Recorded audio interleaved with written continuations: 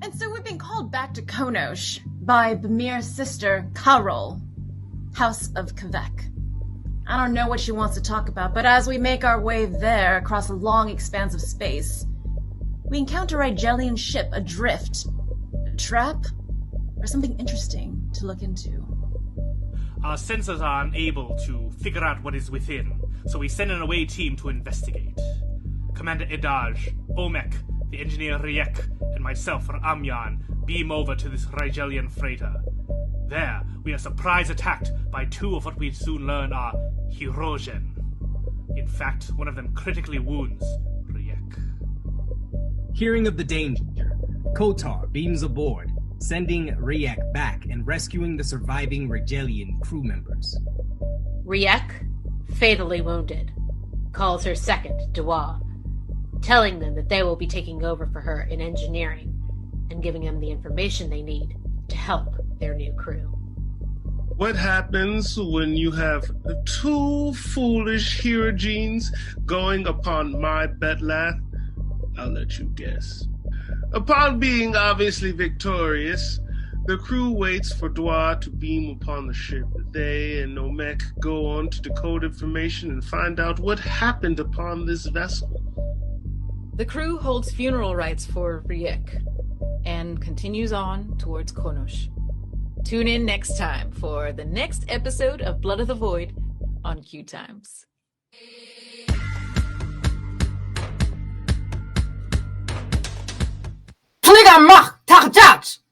Hi, everyone. We are back for another fresh new 2021 episode of Blood of the Void, our live play TTRPG in the Star Trek Adventures system. I'm Aliza Pearl, your game master. Goodness gracious, it's a fresh new year. So glad to be back. And I'm going to ask my crew here if anyone has any announcements that they'd like to share. Oh, I was trying to get in the very last chip there before we got started. Hi, everybody. Sustenance. I do have an announcement to make. On Wednesday, over at Saving Throw Show at 7 p.m. is the premiere of All Games, No Masters, the 8-episode limited series where I and 3 of my friends will be playing TTRPGs designed to be played without game masters. So if you have been trying to put the games together during this pandemic season, but don't have a game master, this is definitely the show you want to watch because we're going to show you how maybe you don't need one. Very cool. That's very clever. Wonderful. Okay, so check that out, everybody. And of course, follow all of our lovely crew members we're all on Instagram, and then most of us are also on Twitter, but definitely check us out, follow us. Yes, and before we get started, we wanted to acknowledge that, so my personal lovely dear friend, Christina Ariel, was targeted by some shit-tastic, racist-ass people, and this past week. And, we all have dealt with toxicity in the fandom, so I wanted to just say, we support you, Christina Ariel, we love you. And also thank you to our community, Streampunks and, Blood of the Void community for not being that. Like, keep up the good work of not bringing that toxicity into fandom. And, the best way to get rid of it is to not allow it to stay in your spaces. So call it out very clearly and precisely. Don't let it slide when you hear it happening around you. And so if that's all we have before we start the game, then I think we're ready to start episode 7 of Blood of the Void.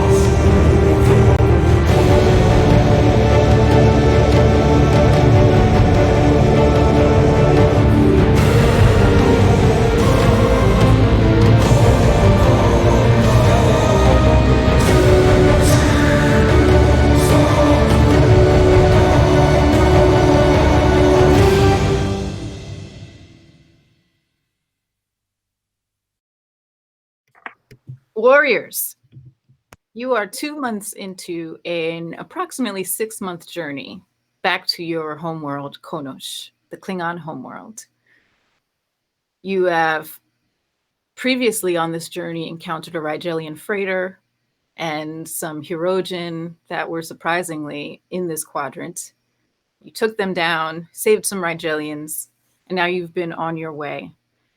During this time, you have not really had much to do, which for Klingons can sometimes be frustrating because you like to explore and conquer and fight.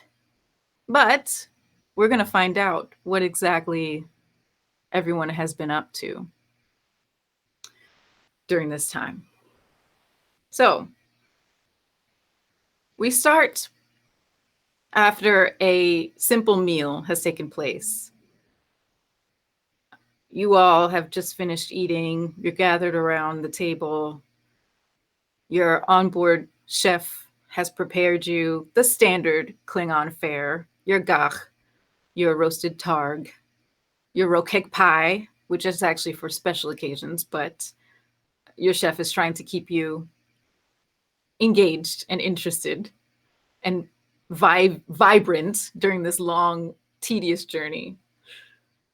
There's blood wine still being poured around the table. Everyone's just enjoying the waning evening. I see some blood wine. Nice. Ugh, you know what I always miss?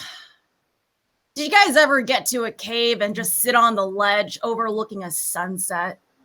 And you watch as it drops down, down, and darkness overtakes you. It reminds me of when I was young and just running around in secret dark caves with other young men. Those were the days, huh? Commander, I can say I have quite literally never done that. So What? Yeah, no. I don't hang out in caves that often. You are missing out. You are missing out, Kotar.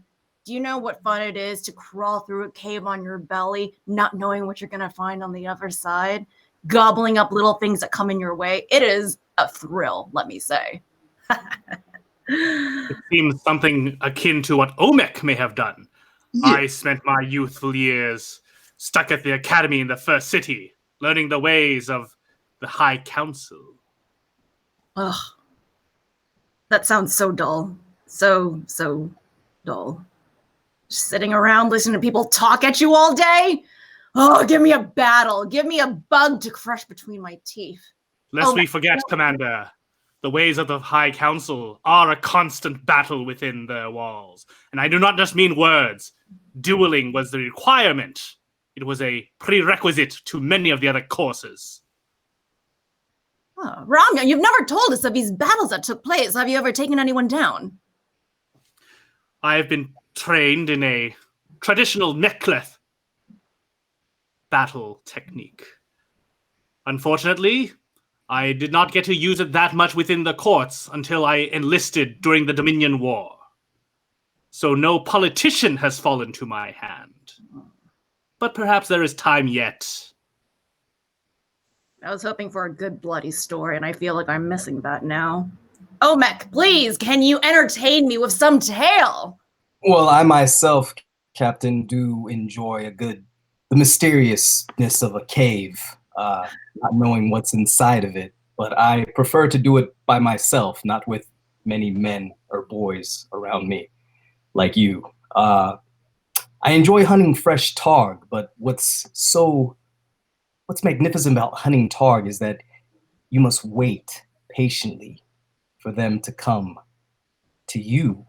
Because if you hunt them, then their adrenal glands will let out a nasty, disgusting stench that won't make the targ most pleasing to eat. So it's fun to just sit and wait. If there is a cave, then I will usually try to burrow somewhere inside of it and patiently wait. but I prefer to do these things by myself. But my friend Kotar has taught me that that isn't something you should be. Well, I'm learning to relate to people, thanks to my dear friend. Oh, Isn't that right? if I was a human, I would be blushing. Might I even say my heart would be warming, but we don't do that. Has anybody here ever done mushrooms of any sort?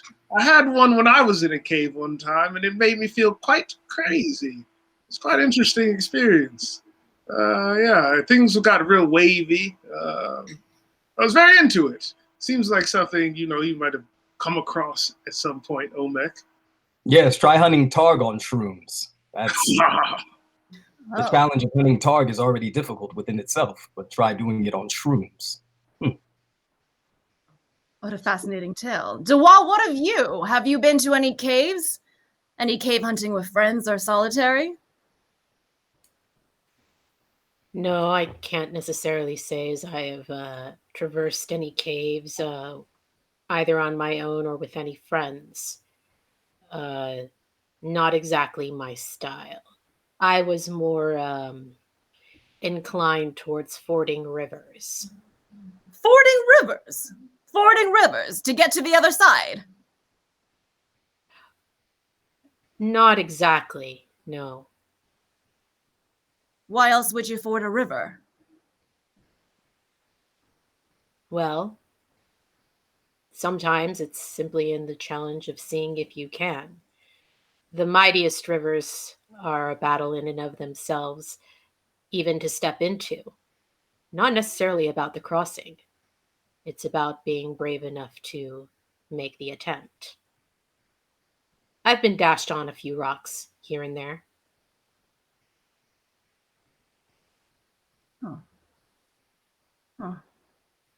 A river. I can't say I've ever really tried to cross one.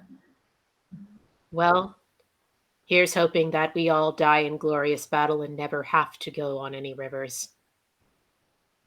Glorious battle. Glorious battle!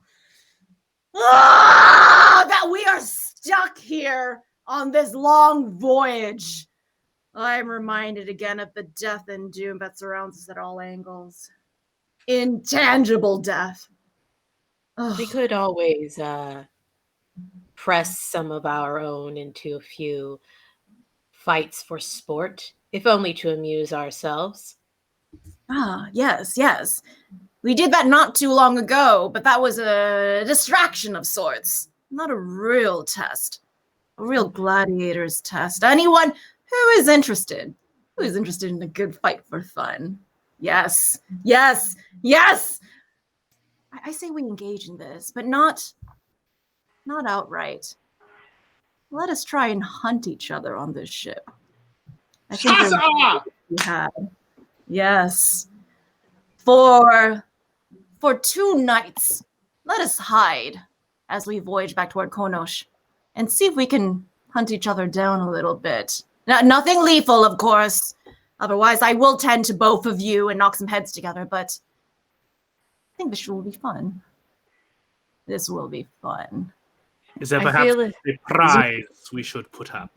Is this an every Klingon for themselves situation? Are there teams? How do you think we go about this? There's quite a lot of us on this ship. I still don't have an XO. Perhaps that will be the prize. What say you all? Is it okay for me to use my disruptor pistol and shoot one of your limbs off, possibly? Non-lethal, of course. You already have an unfair advantage. Now you want to wound one of us? I slap you on the back. Come on! Have fun with the sport. Competition is about equality. Psych, it's not. Because I'm going to win. I say for this fight, blades and fists only. All right. Let us begin. With that, your commanding officer looks around at the table at you all, taking in this information and the stakes of it. At that moment, Akul, who is your ship's cook, comes over, and he is a burly, joyful Klingon. He has long dreads that are usually down to his waist, but because he is in the kitchen all the time, he winds them up in this beautiful kind of like twisted lock frohawk going down his back. He comes over with a tray with several bowls on it. Well, to my esteemed senior staff, I have a special treat for you all. And he plops it down. And you see in these bowls are just flayed fish, guts and all, completely raw. And Akul says, I've been holding on to these for a while. I figured it would be good to keep them fresh for a moment when we would need some energy and vivacity. So they are just flayed. All bowls. Dig in. I'm excited by this offer. I go up to Akul and I grab his. Am I tall enough? How tall is he? He's pretty tall. He's like 6'2". Okay, I'm gonna stand on the table then and like make my way over, grab his head and push his forehead to mine and say, Akul, you've chosen the righteous moment when everything is at stake. Let us eat up and enjoy this feast before we hide and hunt each other. I'm eating. Kapla! I have my feet up and I'm eating the fish and I go, hey, brother, who does your hair? Because I'm getting a little wild mane going on here and I need to have somebody. Oh, yes. Do you know Goth? Nope. Goth is Beck in the science department, and honestly, Goth is so great at doing hair. Like Goth during this time has actually set up a little bit of a barber shop. So I suggest you all go down to I'll let you know which deck he's on. I think Does it look like I need a barber? Well, I mean, you might want to shape up. I don't know, Dewey. You might want to shape up those edges sometimes. You look great. Don't get me wrong. But we all need to shape up sometime or other, don't we? I feel you, bro. Right? Yes, Akul. Goth also gives me my perm. My power perm. Yes. Akul. I agree with Dewa.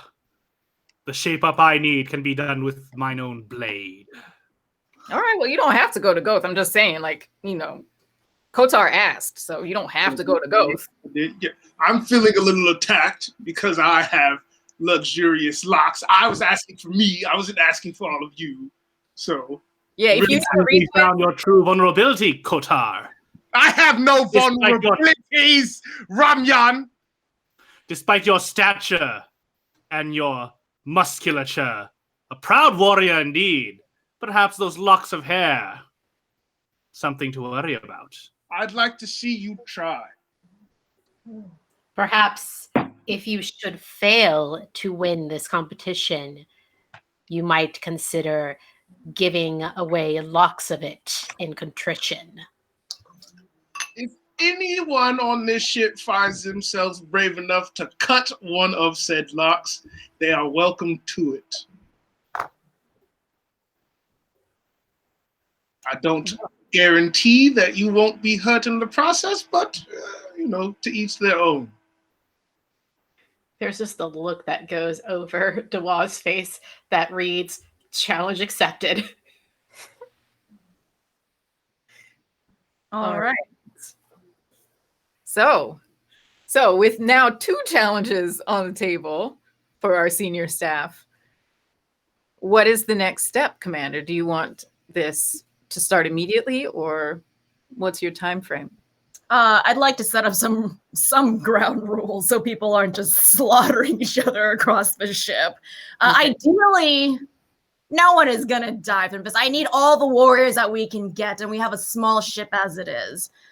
I'm going to have these gallon bucket jugs of a sort of a paint, and you may dip your hands and blades into them to smear onto your enemies. If you are cut, if you are touched with this, you are out of the game. And since I'm Since I am the commanding officer, I shall not take part, but rather just referee and watch it all happen. These regrets I have. It will take place at 0800 hours to begin and last for 2 nights. We shall see who is standing at the end of this and who is painted in blue, the most disgraceful color. Is this a hide and seek situation or a tag situation? Am I trying to cut people or avoid detection? It is both. Let us see if you can hide in caves or attack people outright. We shall see what is the most talented skill you all have to bring to the table.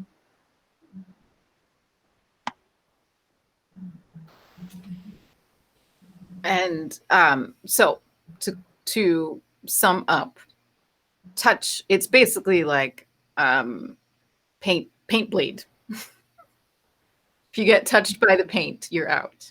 Yep. All right. Okay. This episode directed by Justin Lin. Blood tag. Blood tag. Oh, but you do have to make them bleed. That is part of it. So paint and blood. You can't just touch someone. You have to make them bleed. Okay. But the evidence of that the blood is from this competition is that there's also paint, because you could have just gotten some other place. Yes. Okay. I will do scientific analysis if needed, if there is contention, because I am a medical officer as well. Forensic analysis of the wounds. All right. And is this to begin tonight? 0800 hours. I don't know what time we keep on this ship, but that's when I say it will begin.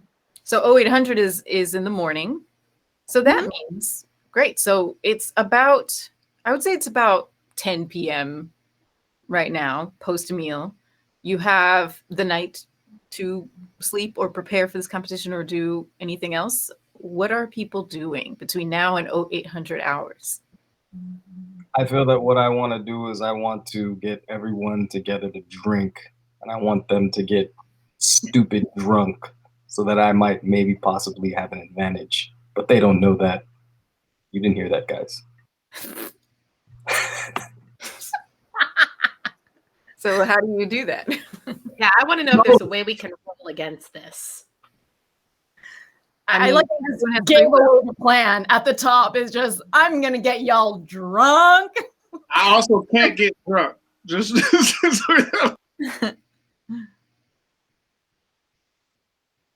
So, Omek, how do you do that? Or what do other people do in response? Yeah. Go for it. A toast, my friends. A toast, and may we all die in glory. And may we all die. I heartily cheers this. I'm ready to get like dumb drunk because I'm not part of this hunt.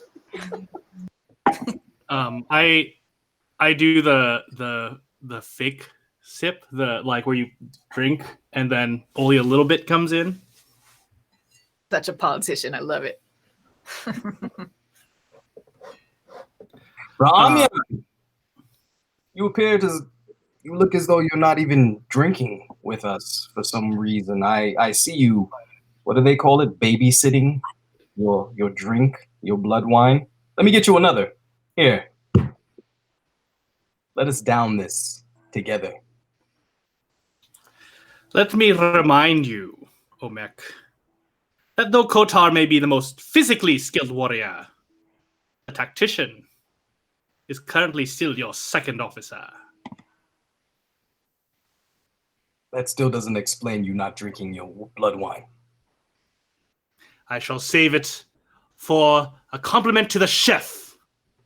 And I send it, and I clap a beck to send it to the kitchen for our chef, who prepared our amazing flayed fish for us. You brought, I'm sorry, what did you bring to the chef?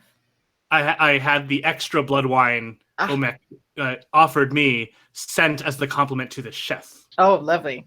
Did you bring it over yourself, or I had a Beck send it. Okay, great. And a few moments later, you hear, "Oh, blood wine, kapla, katlo raamyan, katlo." You hear that from the kitchen as he throws it back. And I just tip my glass that way, and then I smirk back at Omek. Meanwhile, what I do with the fresh fish is I grind it slowly in my hand, squeezing all the oils out of it. And then I make sure that I come in physical contact with each and every one of you so that when we do play tag. No touchy. I grab his hand. Do not touch me, fool. You think I'm going yesterday, and I throw your hand away? Like, no. And then just to put an exclamation on the fact that I know what you're doing, I grab a giant thing of blood wine and do a handstand push-up and drink it and go, go. That was just to show you this is a stupid idea. And then I storm off to go find lies. I also get up and I say, Omek, for such one that has claimed to be a hunter, you sure do know how to sneak from the front. And with that, I get up and leave. So, full disclosure, I rolled because insight is my lowest stat. I actually rolled my insight security to see if I would succeed against this attempt, and I rolled 2 8s, so I got 2 successes. So bye. And I think it's just me and Omek left in the dining hall after. And I'm like, Omek, first rule, don't tell everyone what your plan is going to be as you do it. I haven't been around a lot of people. Like, yeah. Targ can't listen to you, but people can. So just try and keep it inside. Strategy. And with that, I will drink one more shot to your success. Blood wine all around. And the few other Becks and lieutenants who are still in the area cheers that kapla. Then I want to go to the security. Can I be in the security department now? And I want to really. All right, listen, fools. This guy, what's the barber's name? Goth. This guy, Goth, okay, is going to put fake wigs on all of you.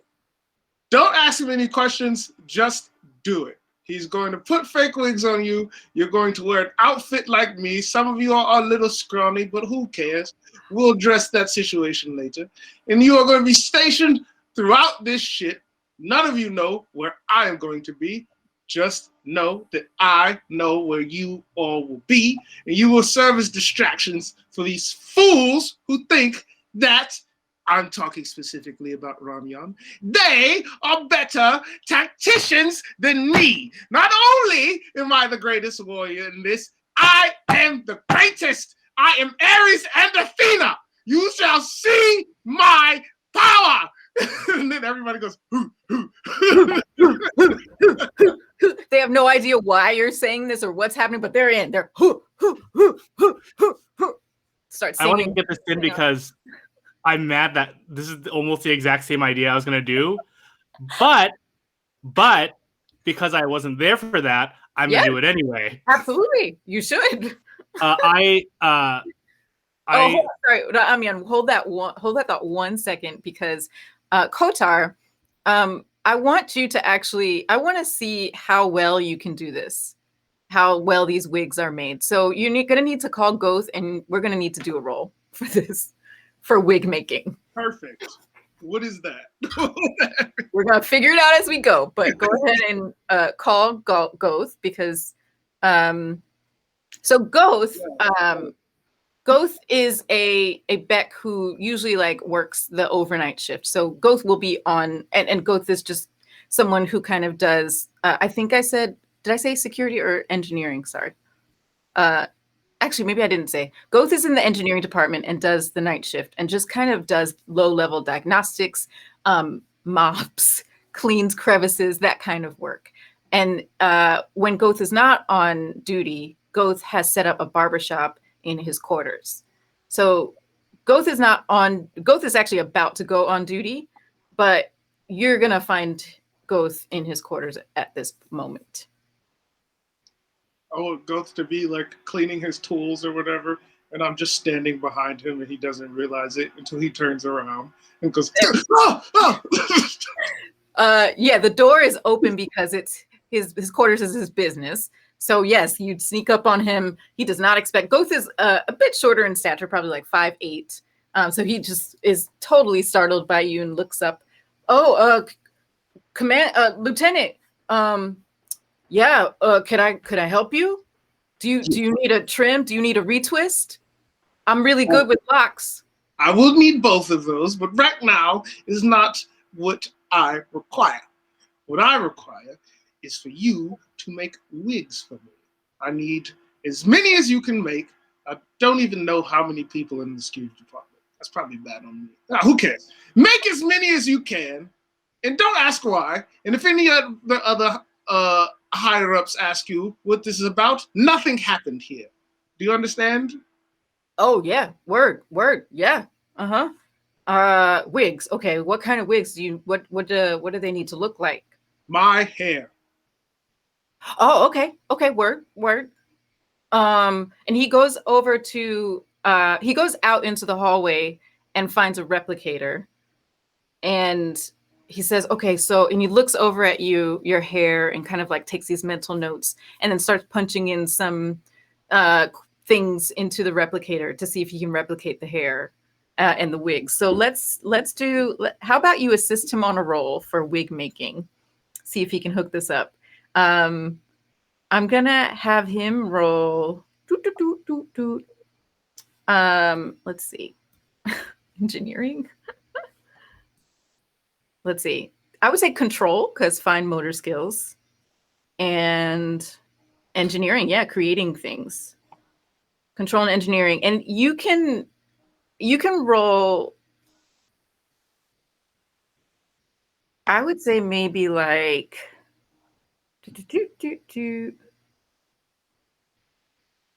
I mean, it depends on how you would help him. How would you help him in this situation? Give him very specific details on what to do, I guess. Like, make it look the most believable. So then I would say reason and command. Sick. All right. So, and I'm rolling control and engineering.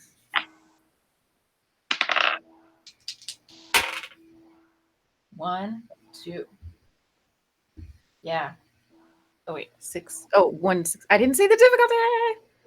Well, the difficulty I would say it's 1. Just making some wigs. What did you get? I got 1 success. Okay, so that's 2 successes. Bank of momentum, everybody. So Goth has successfully punched in these specifications into the replicator, and out come like strands and strands of luxurious Kotar locks. Goth is so quick with his handiwork as a barber and hair extraordinaire. He is able to like work these locks into wigs very quickly back in his quarters. So now you have I think probably like 10. You're going to need about 10 for whatever shift is currently on staff and security right now. So you have these 10 luxurious Kotar wigs. Sure. All right. And then you want to bring them back to security? Yeah, I want to take them back and then dole them out. All right. As you're doing that, Ra'amyan, you have also left the dining room. And where are you headed to enact your plan? I head back to my quarters to do the following computer search. Okay. I want all warriors who are of my rough build not counting security staff, Smart.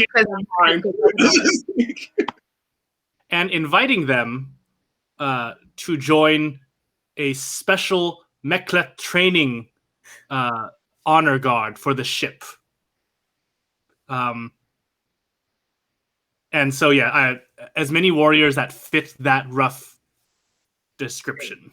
Great. You do a search, and there's quite, this is a pretty good sized crew. And you come back with about 7.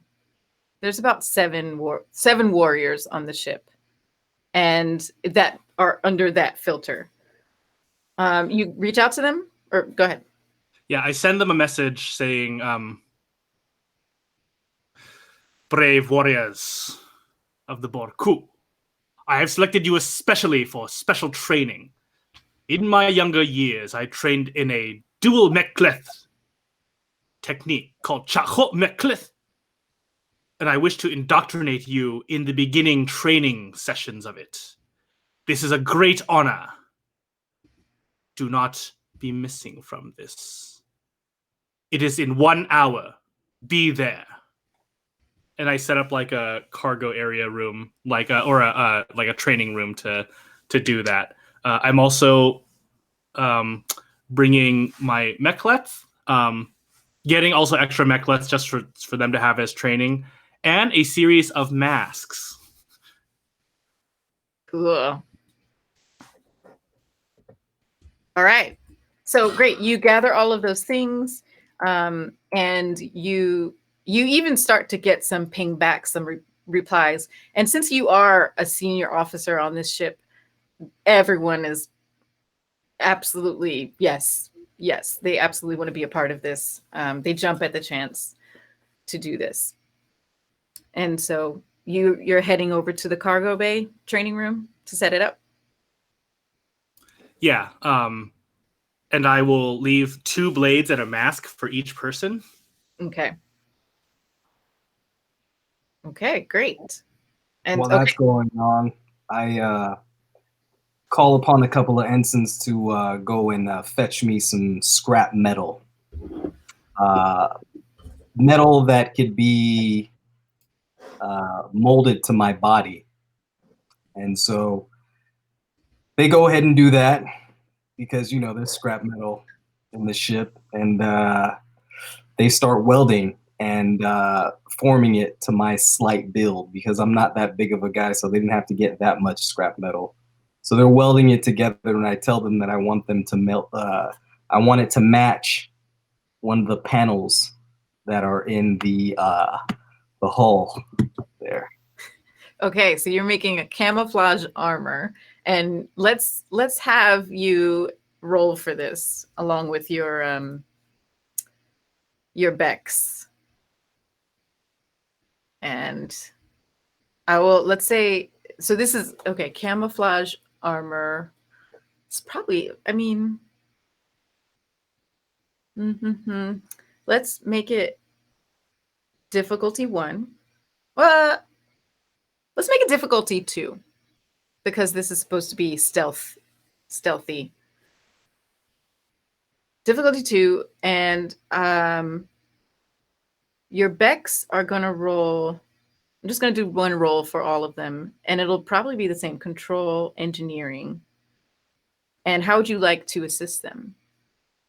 Or would you like to, you're having them build it, or what's the strategy? I'm gonna help them because I'm gonna be there to because they need it to form my body. So I'm essentially like the live mold. But yeah, hopefully they can do it. Okay. So you're helping them with just kind of guiding them through. So I would probably say reason command for this as well. Or reason command. I would also say maybe reason security.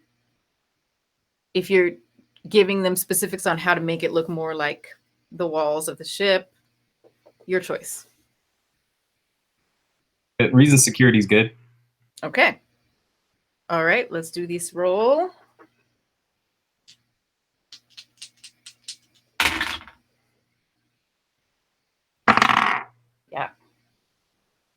Yeah, buddy.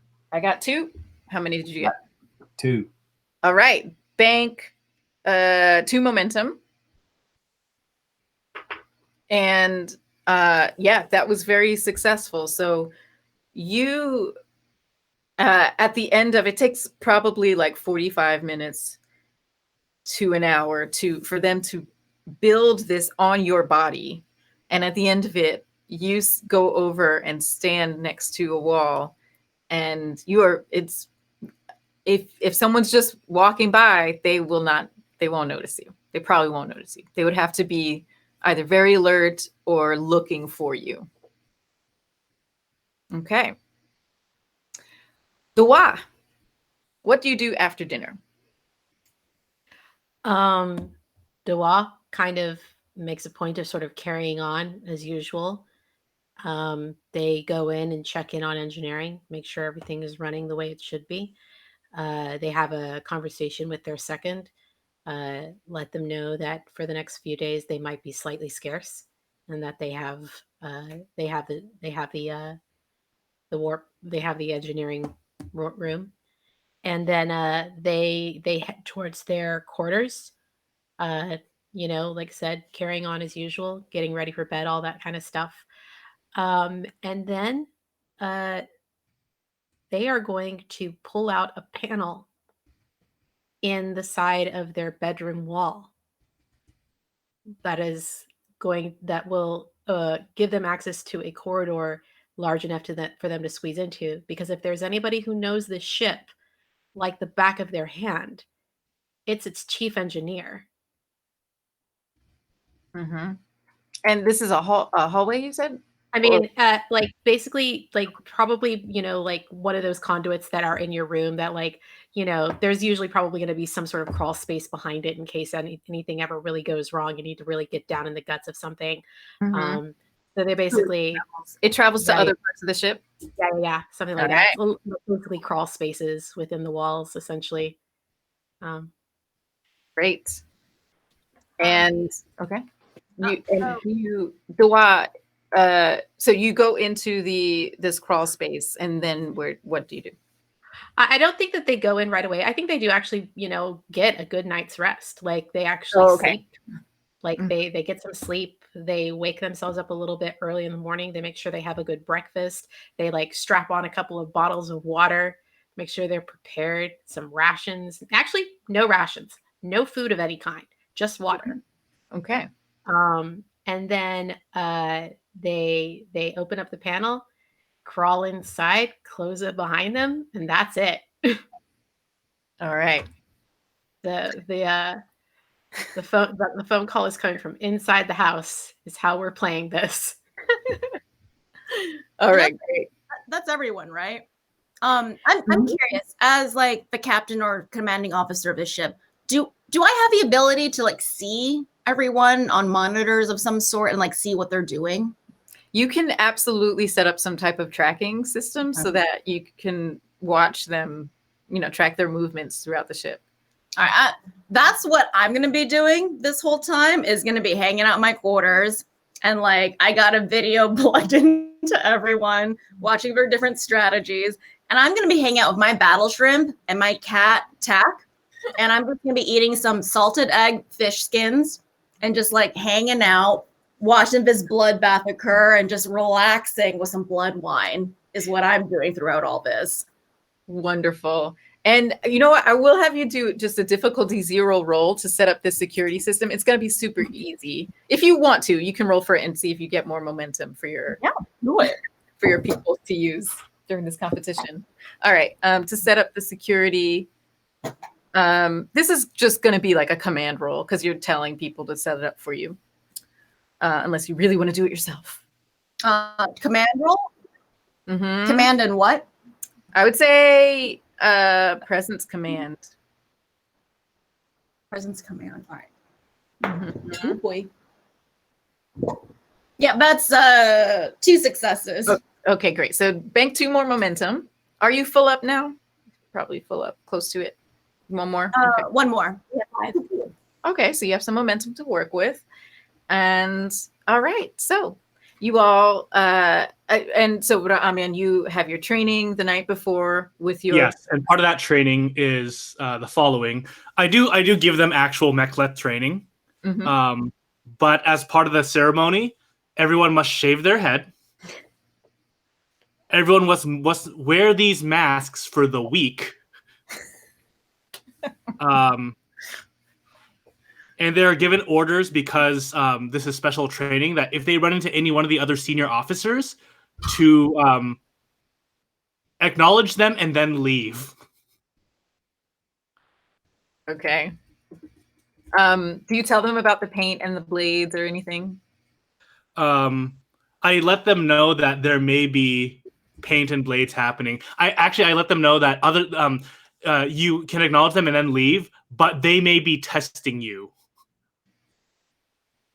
To see how good your combat is. Great. And then after that, upon the evening, before the next morning, I change into the same mask and outfit, but I do take off my rank epaulets and just wear a plain Bex uniform. Great. Okay.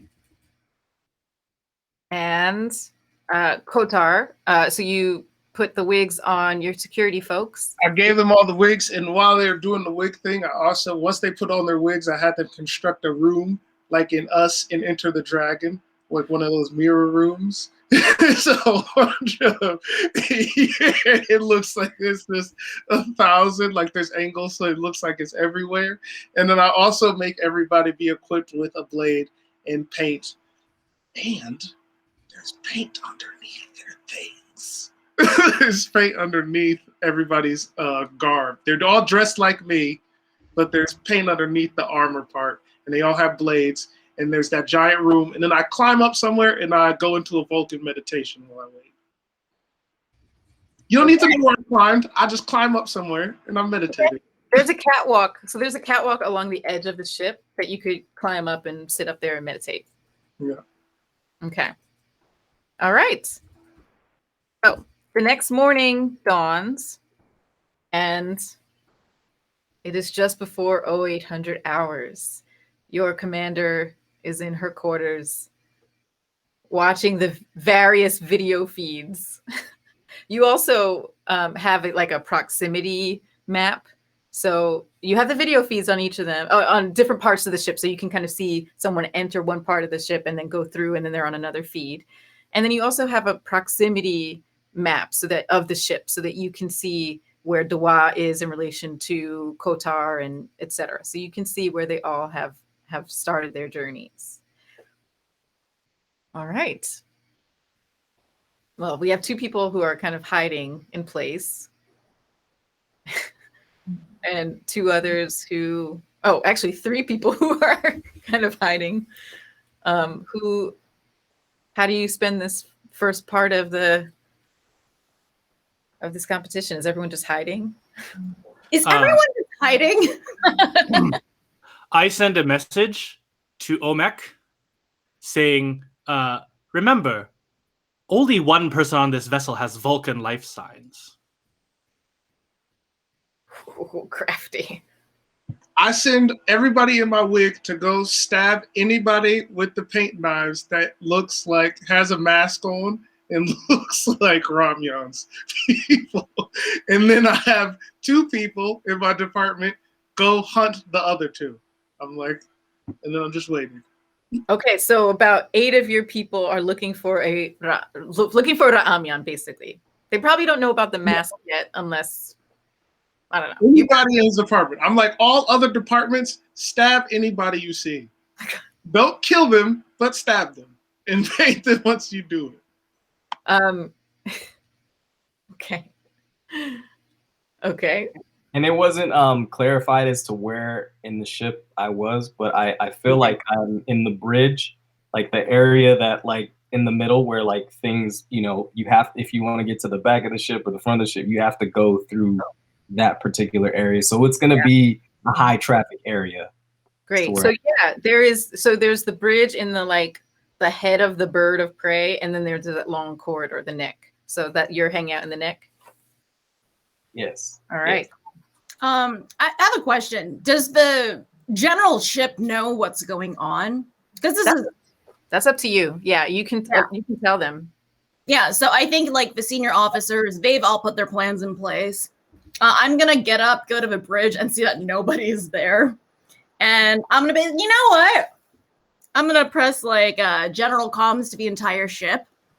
And I'm basically gonna blast to everyone, hey, there's a huge competition going on right now among senior staff to see who's gonna be XO. So whoever comes out on top is gonna be the winner. So find your allegiance to whoever that might be. Good luck. Just know that there's some craftiness going around. Whoever is untouched by blue plate and blood at the end is going to be second command. So have fun.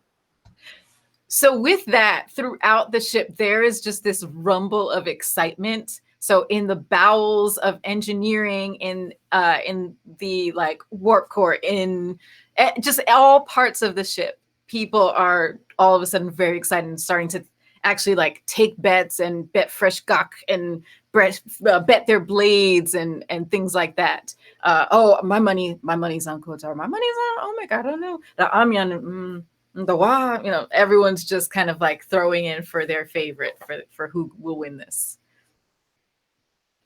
Okay, do you go back to your quarters? Actually, after I make that announcement, I'm going to go to the watering hole that the lowest Becks hang out at. I'm going to try and slap on a wig of someone. What's all these wigs? And just try and blend in and just be like, hey, what's up, everyone? How's it going? I want you to roll to see if I blend in with the lowest Beck. Yeah, I have a hard time believing you're Beck. The commanding officer. The commanding officer in a wig. I didn't want to know what's going on with the lower decks. Like, what am I rolling for? Okay, so let's make this a contested roll. Difficulty 3, because you're their commanding officer, and yes, a wig, but like a wig, you know. Difficulty 3, you can roll. Let's see, where. I mean, maybe presence, because you're, yeah. Presence command. I mean, telling them not to recognize you. I would say more like presence security, because it's kind of like a stealth. Okay, presence. And then theirs would be insight. Oh boy. Insight security. No. Oh, so I got 2 successes. Oof, they did not do well. You okay? Well, it's a good wig, because you both failed, but you failed less than them. So what happens is you walk into this cargo bay that it's not really used for anything else. So some of the Becks have gotten permission from you to turn it into a bit of a hangout, like a lounge, like a freshman lounge, if you had those kind of things in high school. So you walk into this freshman Beck lounge wearing, what does your wig look like? You know what? I found some scraps from Goth. I like passed by his chambers and I found some like random locks that I kind of fashioned into a wig. I also made some scraps into a mustache and beard to try and pass myself off as a Beck. So with those, I kind of like, I borrowed some gel and just matted everything onto my head and face. And I'm just like, hey, what's up, dudes? Ready to watch this play out? Woo! So there's about 12 Becks in here at this time. They all turn and they look, and you can see in their eyes, they know exactly who you are, but they're not saying anything. Okay. They're not gonna, be like, hey, Commander. They're playing along, basically. So they look and they say, oh, yeah, come and join us. Mm-hmm. Yeah. Cool. I'm gonna stroke my beard that I've made and be like, all right, let's watch this play out. All right. So there's a makeshift similar to, well, they won't have access to the all the cameras and things that you had, but there is a makeshift tracking. They've figured out how to track like the life signs of these 4 officers. So they have a proximity thing. You're welcome to also give them access to other stuff too if you want. Oh yeah, and we'll see. I'm just happy to hang out and see how this is going to play out. Hello, fellow kids. Hello, teenagers. Great. Okay. All right. So it is. Yep. So okay, I believe the next thing that we have happening. So that's where Omek is. I'm getting bored. I've been here for 12 hours just lying against this wall. Did you go there after dinner, direct after your armor was made? You've just been hanging out there in that? Yeah, just kind of hanging out, lying, overnight? meditating.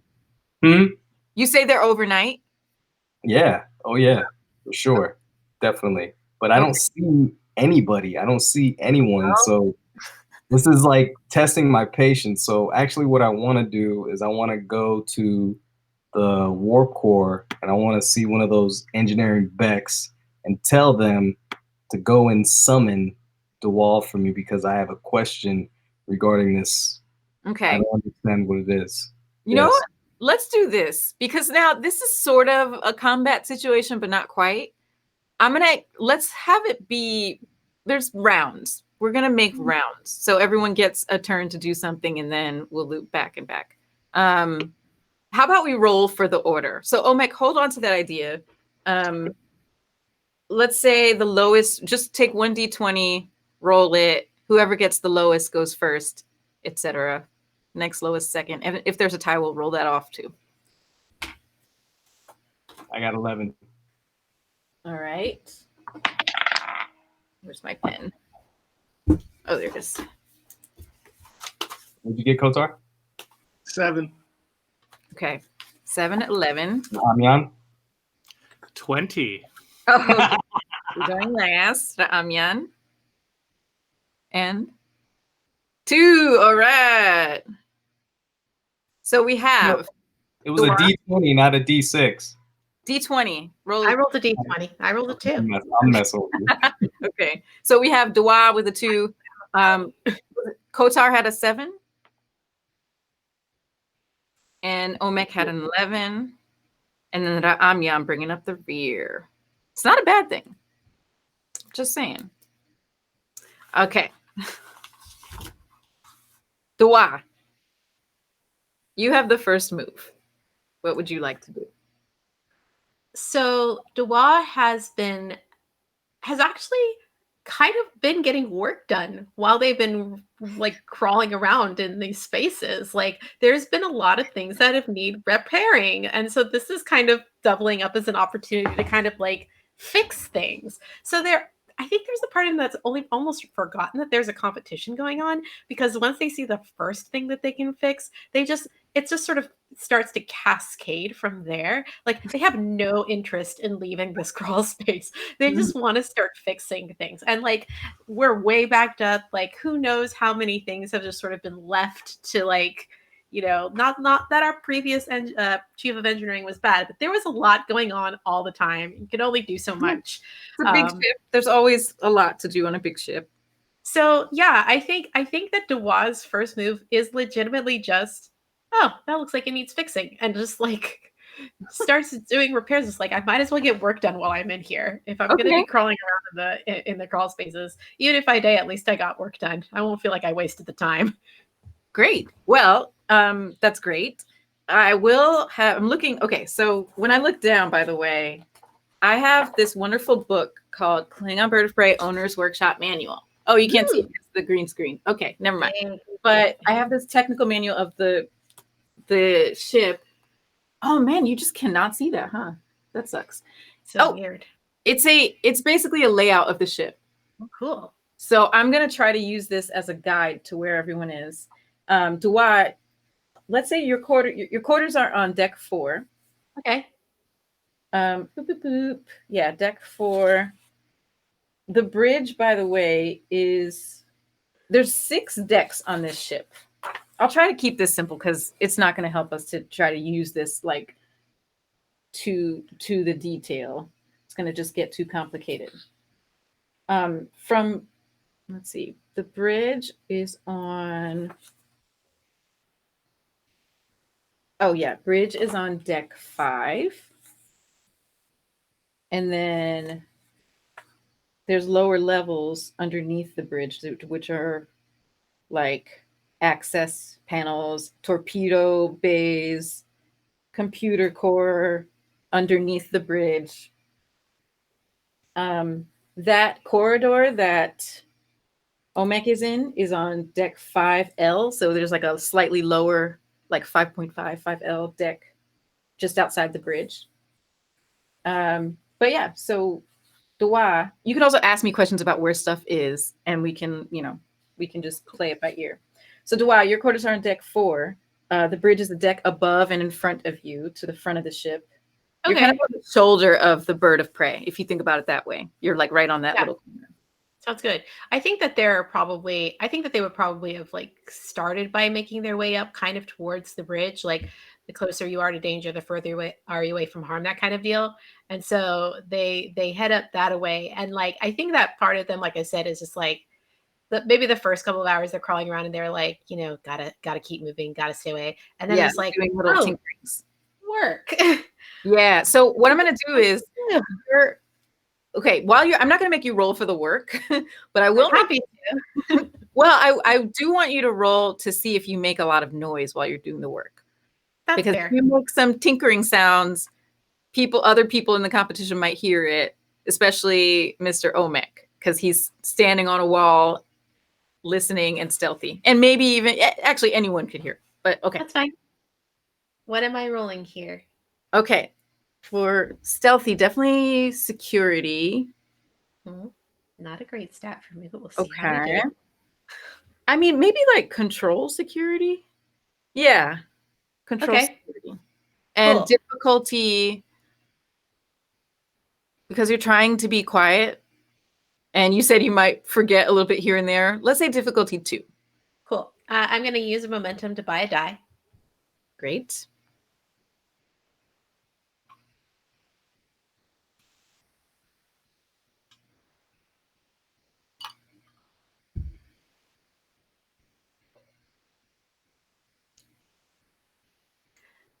So I'm really lucky because I rolled a natural crit, which gave me the 2 successes that I needed.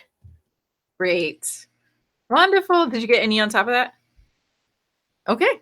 So you met your 2 successes. So you are able to, you're making your way towards the bridge, seeing things to fix and polish and repair on your way there and tighten things. And you're able to do this quietly enough that you're not detected by your other combatants. Okay. Next up, Kotar. You're in the catwalk meditating. Were you still there in the morning?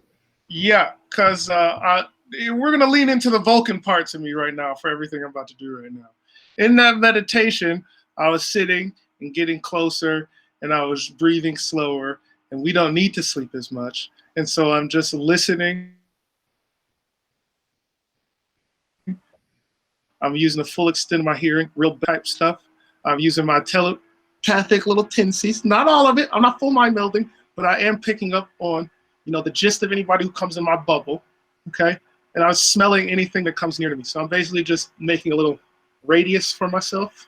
And I have one of my security people who's basically the runner. He's communicating with everybody. And that's my little telepathic I get whenever after everybody checks in with him, be like, we did this and we did that. Mm-hmm. He's close to me. He's the one in that mirror room. So I get all the bounce back and feedback. So okay. So you can do you have mind meld as a one of your skills? I was saving it for when we do the level up. He told me to do nerve pinch instead of mind meld. So that's right. Okay. Well, but you still do have some like latent telepathic abilities. Yeah. Have you ever rolled for that? I've only done for the nerve pinch. That's the only Vulcan thing I've ever rolled for. All right, let's figure out a telepathic roll. to see what you pick up from your scout. You're a scout manager, the manager of the scouts. Let's see. Okay. I want to say either insight or control, or it could even be reason because that's mental acuity. So for attributes, yeah, control, insight, reason, one of those. And then for discipline, I don't know, maybe command. What are your thoughts on this? I thought you were going to say command. I guess because it's what I'm relaying a message to. I mean, see, and that's not even me being trying to cheat. Like I would say security if I was security. Like, I feel like command makes the most sense. Okay. Let's say reason command. Okay. And the difficulty will be 2. Oh, you love to see it. I got a 2 off top. Ooh. Let's get it. You got A2 or 2 successes? I got a 2. So I got Great. a 2 off top. You using any focuses?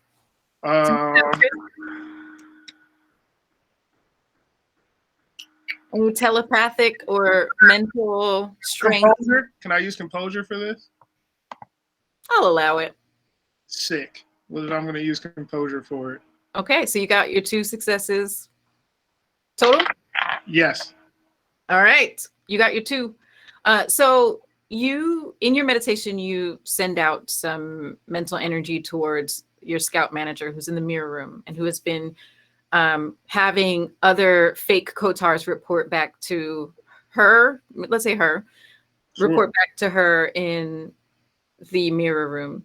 And what you get is, number one, they haven't really picked up on any movement from the other combatants yet, but they have reason to believe that they need to look more closely because people are clearly hiding. So they're going to start looking in nooks and corners and crannies because no one has been just out in the open looking for trouble yet. Wunderbar. Okay. That was Kotar. Omek. Yes. I'm still lying in wait, but I actually want to change my plan, seeing as how you guys already know what I'm going to do. That's sneaky. I actually go to a replicator if I can, and then I replicate a few tribbles, and I just let them multiply like crazy. And because they are, well, that's a security breach, correct? So Y'all, I think we all thought Omek was like chill and sweet. Omek is intense, okay? Point of order, you can't replicate life. Okay. Okay, damn. Okay, all right, my bad. He's doing the most. If that's the case, then forget Star Trek. I have the Force powers. What is this? Oh my goodness. I'm trying to win, y'all. I'm trying to win, clearly. Okay, all right. I'm sorry. I can't replicate life.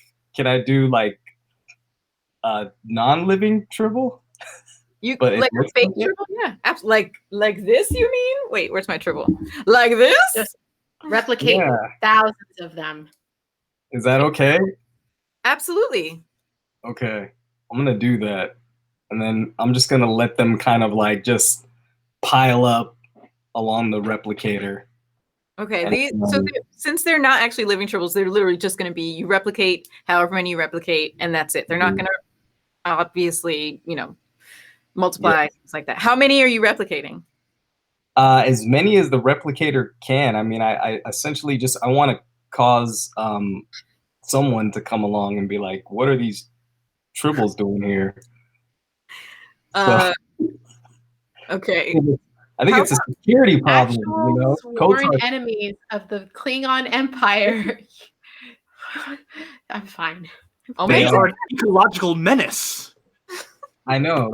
I'm trying to bring security. We need some security from these guys, right? So I'm trying to draw this dude out. Not during a competition, fool. I don't care. I gotta say, I'm watching this in that like room with the Becks and watching Omek basically make a ton of stuffed animals just for the replicators, and I'm like, oh, okay, cool, interesting. All right. So this is going to be an easy roll, but I want to see how this goes. So I'm going to have you roll difficulty 0 because you're just replicating something, but how you roll is going to decide how this looks, basically. Replicating. I mean, let's see. I would say daring is quick thinking. So you could do daring engineering, using the replicator as engineering. Daring engineering. Daring engineering. You got it. 1 success. How much did I say the difficulty? Oh, it's a 0. Okay, so you got 1 success. So you passed it. Oh, my bad. I'm sorry. I should only done it. Okay. Yeah. Wait, no, sorry. You rolled 2 d20s. Mm-hmm. And you got 1 success? Yes. Great. Then you hit it. Okay. There's basically a bunch of Beanie Babies just chilling by the replicator.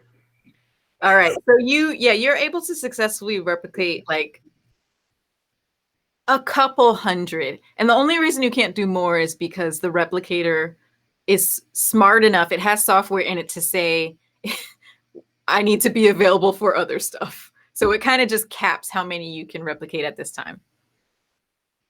Okay. Yes, and as it's doing that, I actually find another spot near the replicator so that I can lie in wait.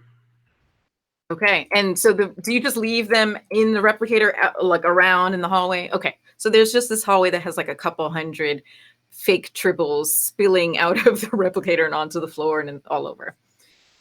And whereabouts in the ship did you start, or where? Just so we can. I was in the bridge. I believe I was on the 5th floor. Okay, so you're near there still? You stay in that area? All right, so let's say this is a hall replicator. Probably, let's see, just inside the body of the ship. There's a tactical, perfect. There's a tactical conference room that's at the end of that hallway leading back to the ship.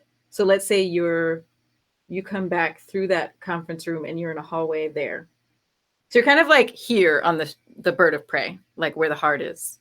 But like, actually, we're more like where the top of the collarbone is. Make sense? Okay. So you and Dawa are kind of getting closer, by the way, just FYI. Is there any way for me, when I'm replicating it, to replicate the smell of these guys? Well, you already did the roll. Okay. I'm sorry. Okay. On your next turn, if you want to try to do that, you can. Okay. All right. Now we have Ra'amyan. So first to start, those of us that are actually participating, do any of us actually know where the other people are? As of right now, no. Okay. But you can figure out ways to do that. You all have, it wasn't in the rules not to tap into the ship systems. I'm going to tell all of my honor guard that they should also be traveling in groups, including making sure that 1 or 2 are always with me. Mm-hmm. And then with the group that I'm with, I make my way to the bridge to start doing scans of where people are. Okay, so your honor guard. Traveling. Not to say everyone should be together, but everyone should be in groups. So it's not all everyone, but there should always be like 2 or 3 of us at a time. Okay, so I think we said there were 7 plus you, so that's 8. So that's probably like 4 groups of 2, maybe? Yeah, let's do that. 4 pairs. 4 pairs. So travel in pairs, and you're heading to the bridge. Yes. Would you like to do anything on the way to the bridge?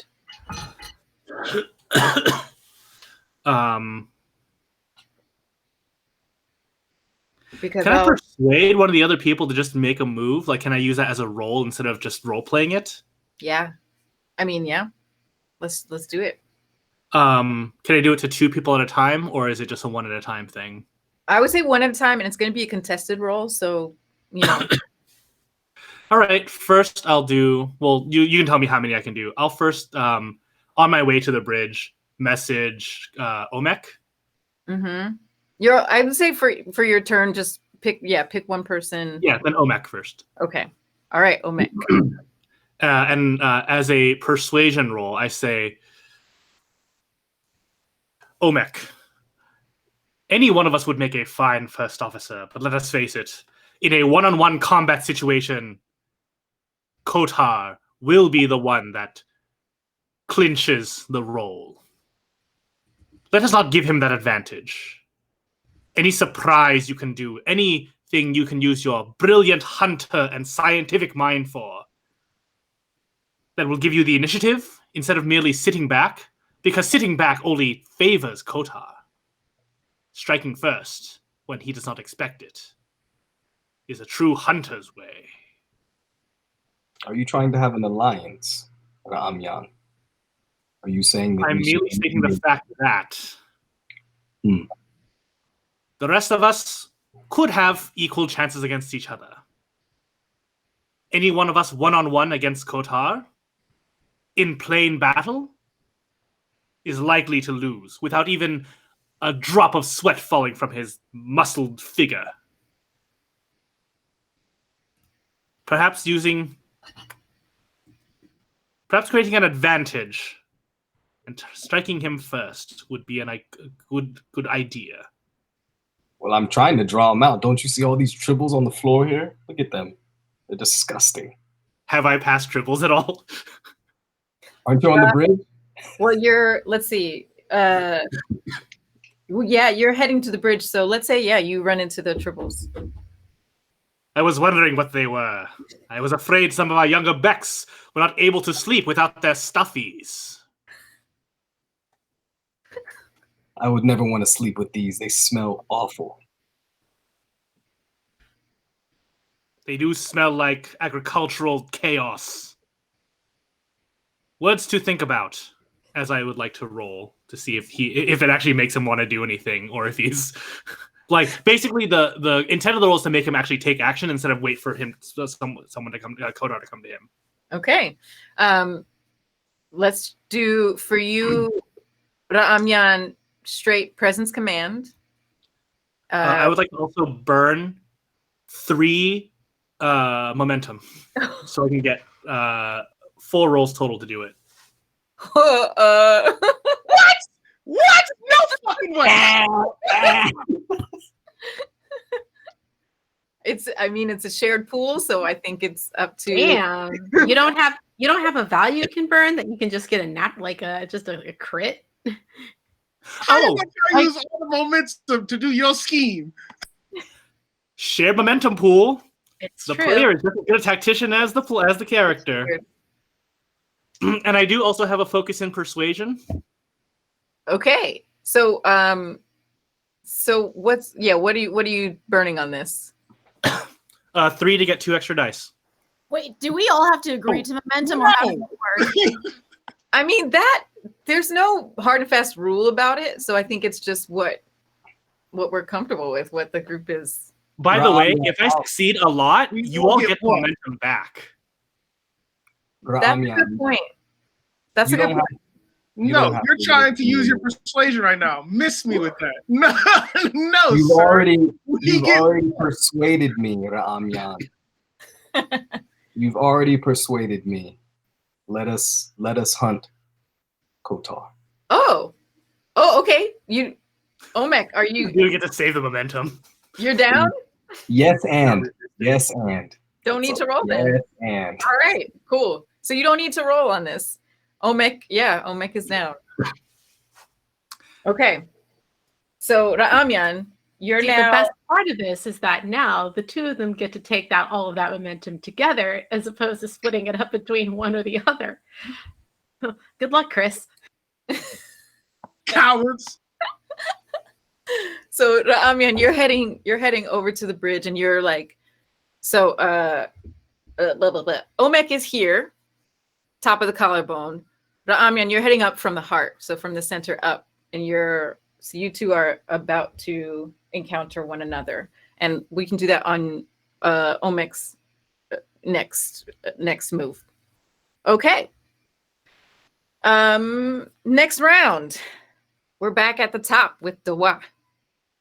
Dawa, you've been in the walls of the ship, the hull of the ship, fixing things as you go, stealthily, not making too many clanking noise, not detected so far. I actually want to do a roll to see whether or not I could hear the nearby-ish exchange happening over comms. I'm just curious as to whether or not I'm within proximity.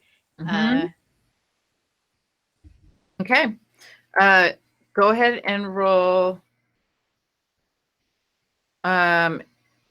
insight. I mean, just insight command, maybe. No, insight command.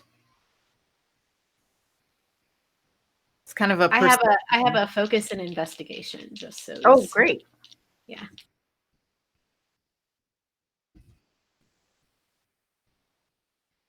But I only got one success. Okay. I didn't say that the difficulty. Yeah, was I apologize. No, it's okay. The difficulty was going to be 1 because it's not that hard. You're just kind of listening out, and so you got that one success. Sorry, I'm just taking notes here. Okay, you got that one success. So yes, you are, like I said, you're in the shoulder here of the ship, and Omek is here. So you would have heard him speaking out loud in response to the Amian on comms. You wouldn't have heard Omek's side of the conversation. So just imagine you heard Omek saying, "I'm in, I'm convinced." I think he did say the Amian's name out loud, so you can probably put 2 and 2 together that they're now working together. Oh yeah, there was a thing I was supposed to be doing. And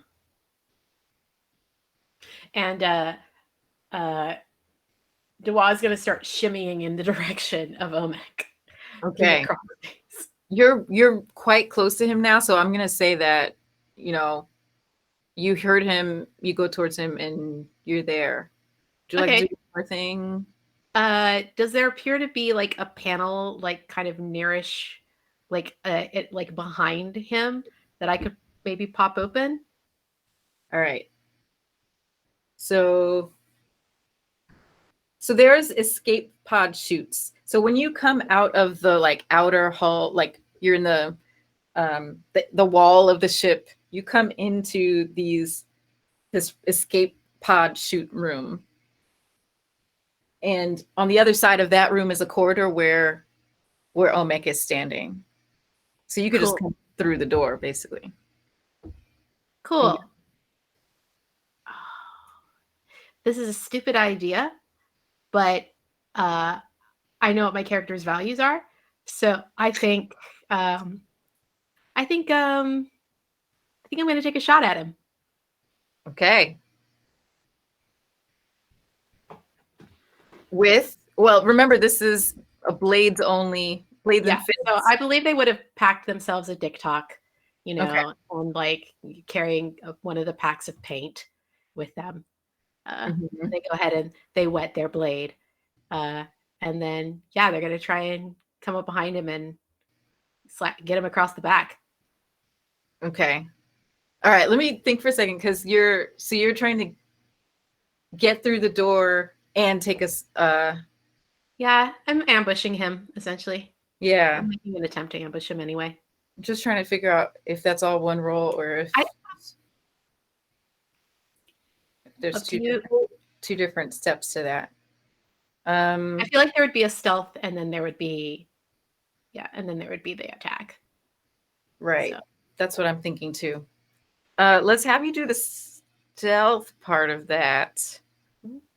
Question though, can they see me? Because I am in the wall with my metal on. Like I'm camouflage, man. So they But you're heard up you. against the wall. I am in the walls. They heard you, but yeah, there's no telling what they'll see when they open the door. So actually, that's another good point. Let me think. I have no idea what I'm about to go into, so it's very You're stealthing. Okay, let's make this a stealth roll to see if you open the door and are detected by Omek. Let's start there, and then we'll see because then we'll go from there. Yeah, there's many layers here. All right, so for stealth, we did control security earlier, so let's do stealth, control security again. Cool. And I mean, since this involves Omek, I'm inclined to make this an opposed roll. That's fine with me. Also, the difficulty, you're just opening a door, but you're trying to do it stealthily to someone who's probably standing right there. Let's make it difficulty 2. Okay. And then Omek, go ahead and roll insight command. It's just perception. Do you perceive something strange about this door opening next to you? No difficulty? Difficulty 2. Oh. So for the opposed roll, remember, you both could fail it or you both could succeed it. It's just a matter of who gets more successes. If you both fail it, then you both fail and we have something funny happen. But I only rolled 1 success. I failed. Okay, so you failed it. So Omek. My total's 10 and I have a 10 and a 6. So that's 2 successes, right? So you do detect, yes, you succeed. You do, something pings for you. You're a hunter also. So you can pick up the movement of whoever's fish that we were eating on last night. Okay, we could say it that way. Like you smell the faint scent of the fish from last night on Dawa. Mm-hmm. Okay. All right, we're gonna actually pause there and take our break and come back with Kotar's move. So stay tuned, folks. We'll be back in 10 minutes to see what happens next in our ship-wide hunt among the senior officers. Welcome back to Blood of the Void Battle Royale. We're picking back up. Yeah, I just want to interrupt before we go on for the rest of the crew. I just want to quick update what the captain is doing, hanging out with all the Becks in the lounge. We're having a pizza party at this point. I've asked Akul to make a pizza. I've used a batleth as a way to just slice everything efficiently. A batleth is a tool to get things done. It's not a sacred weapon to me. It's a tool. So that's what we're doing down in the lounge. We've also decided to break out more blood wine, and I've brought out a round of durians, which if you don't know what a durian is, it's a very large, spiky fruit. And we're having also like our own personal contest where we're trying to break them over each other's heads to open them. So we're just kind of seeing who can stand up to it. It's a very low level battle royale of durians. And once we get it open, we're just going to eat this incredibly stinky, smelly fruit. It smells like a corpse/garlic custard. It's delicious. Half the Becks don't like it, and I'm just kind of egging them on to eat it. So that's what I am doing while all of this is taking place. As long as you got sliced gok on that pizza. Ooh, yeah. You sprinkle it on top after you slice it. Yum. That actually sounds good. Why does that sound so good? Great. So that's what your commander is doing. So now we pick back up with the battle royale for the first officer position. Kotar, it was your move. You have a little bit of info that just there's a lot of stealth happening. What would you like to do? How much momentum do we have? 4. It's everybody teaming up on me. I should use all of it. But I have 8 people in wigs. I want to send 6 of them to the bridge, and I want to tell them to attack whatever is in there. And I want you have 8. You have 10 total. I have 10 total? Yeah.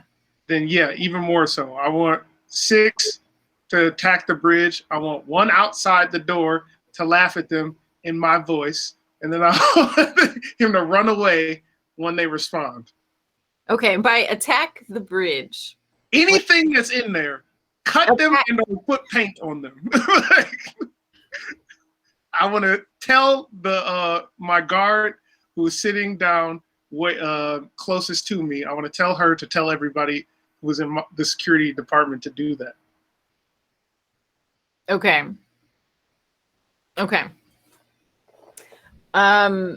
Go in the bridge, kamikaze style, and attack whatever is in there. Okay. I'm just includes thinking active about... duty crew who are just like pushing buttons to make sure the ship's flying. If it's in there, it gets cut. I'm also thinking, the reason why I'm kind of hesitating is because I'm thinking about Edaj and her rules for this competition. Does it count if you get one of your fellow senior officers, not yourself? You know what I'm saying? Like if one of your, if either Ra'amyan's honor guard or Kotar's lookalikes get someone with their paint, does that count?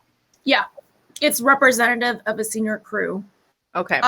When I made this announcement, it was to see who the ship would most rally behind as a second command, because I want them to support whoever is going to be in line after me. So that's why I want to get the whole ship in on this too. Okay. Well, great. Thank you. That answers my question.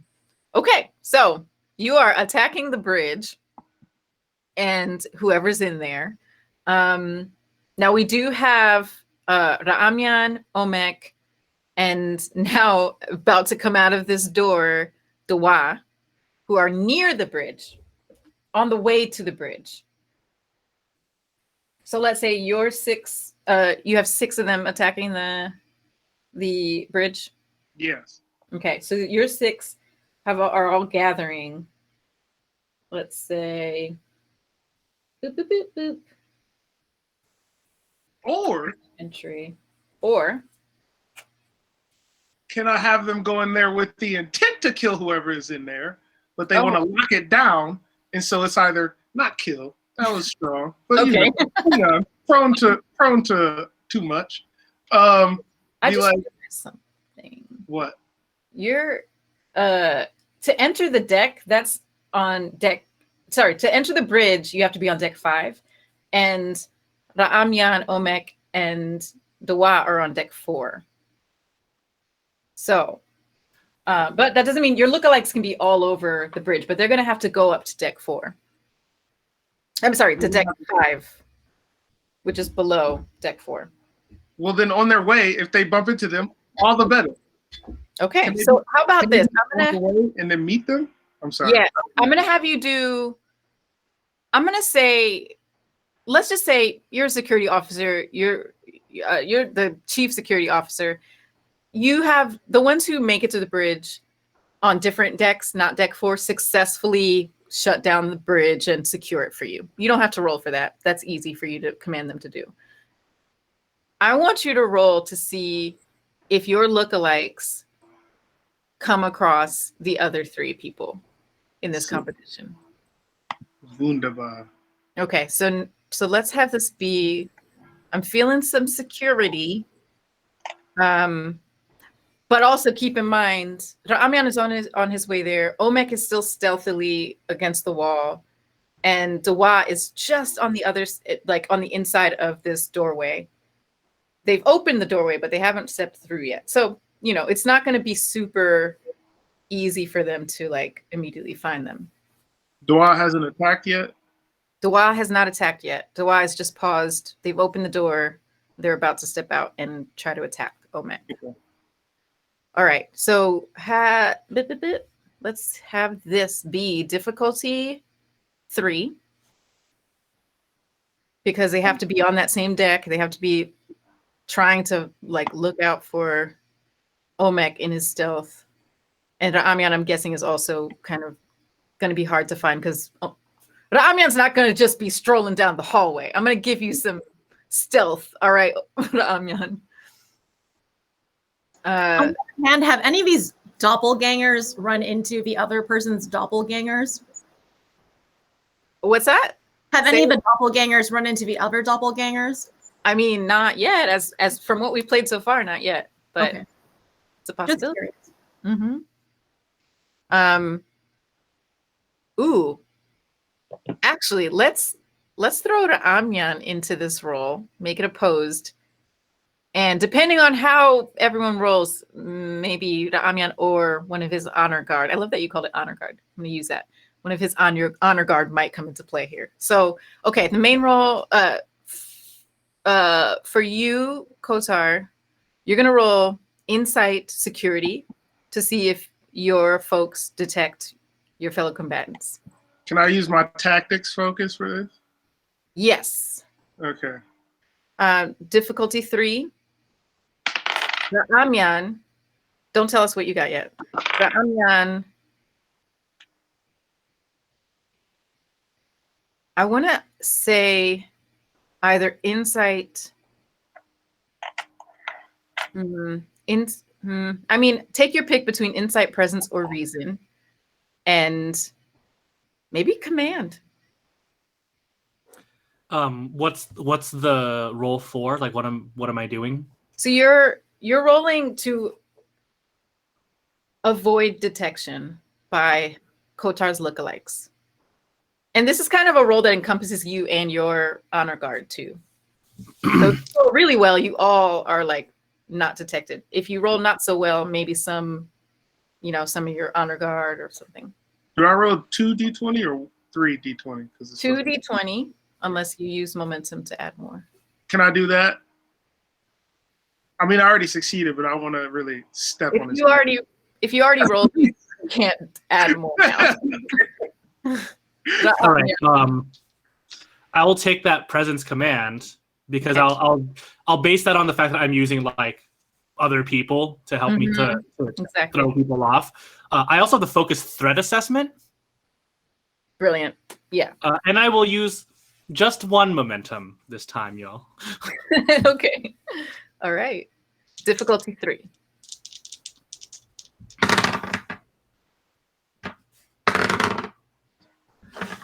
Exactly 3. Okay. Kotar, what did you get? Yeah, I got a crit and I got an 8, so I got 3 as well. So you both succeeded and you tied. All right. Okay. So, all right, you both succeeded. So yeah. So Ra'amyan, you've been on your way to the bridge. You pass by those tribbles. They give you pause, but they don't trip you up. You're just kind of grossed out. Like, what is going on here? You and your honor guard are good. You're in good positions. You're heading to the bridge. Your honor guard is, you said those. And you have a partner with you too, because you said you're in pairs. So you and your co-partner here are not detected by Kotar's forces. Kotar, your lookalikes, you're the 6 of them who you sent to the bridge. They took the other route on deck 4. So there's 2 of them that have come from deck 4 and they're going up. They now are on the other shoulder of the bird. The Amyan's coming up this shoulder and your forces are on this side. And they go up a ladder down a ladder to deck 5 to enter the bridge. And so no one's detected between the 2 of you yet. Okay. So now we're back to the Omek and Dawa situation. Because Dawa has opened this door and did not quite pass that stealth check. So Omek, you hear the door to the escape chute room opens next to you. Why is anyone in the escape chute room? Someone who's hiding in this competition. There's literally no reason for someone to be in this escape room right at this moment. So you know something is up. What do you do? I hear the sound of the doors opening. And then I'm already camouflaged against the wall. I feel like if I were to leave, it would expose me. And then whoever is in that door would be startled. So I just wait. I just want to wait and see, because it could be a Beck, it could be one of Kotar's men, you know, one of Ra'amyan's men. I don't know who it is. So I'm just going to sit and wait. And when they get close enough, I'm going to get super low and slash their Achilles. Just two of them. Omek is so intense. I never expect it. And then he just says some shit. And I'm like, whoa, okay, got it. 2021, y'all. 2021. This is the energy Omek is bringing to 2021. Okay. All right. So you're going to basically like just hang out. You're passing on and doing any type of action here. Okay. So now. So what Dawa does is they slowly kind of poke their head out and look up and down the hall first to see if there's any, like, just to see if there's anyone around. Now, my brain is telling me that it doesn't matter how close up against that bulkhead he is. He's still going to stick out from the bulkhead. I would like to be able to discern whether or not the engineer of the ship notices a weird shape bulging from the bulkhead. I'm gonna real quick. I just want to verbalize this. Since we have a 2-and-2 situation, you two are in action together. I'm gonna skip to Dawa. Ra'amyan, hold on for a second. I know you're next in the lineup, but we'll come back to you right after this, just so we can resolve this. Okay, so yeah, I mean, I would say that's like insight engineering, something like that. I mean, I'm wondering, is it opposed? I mean, no, I mean, it's not really opposed because Omek's not doing anything different. So it's like, just do you notice that there's this weird shape on your bulkhead? Sure. Difficulty is going to be 1 because you know this ship really, really well. Cool. And of course, I'm using my investigation focus. Using investigation.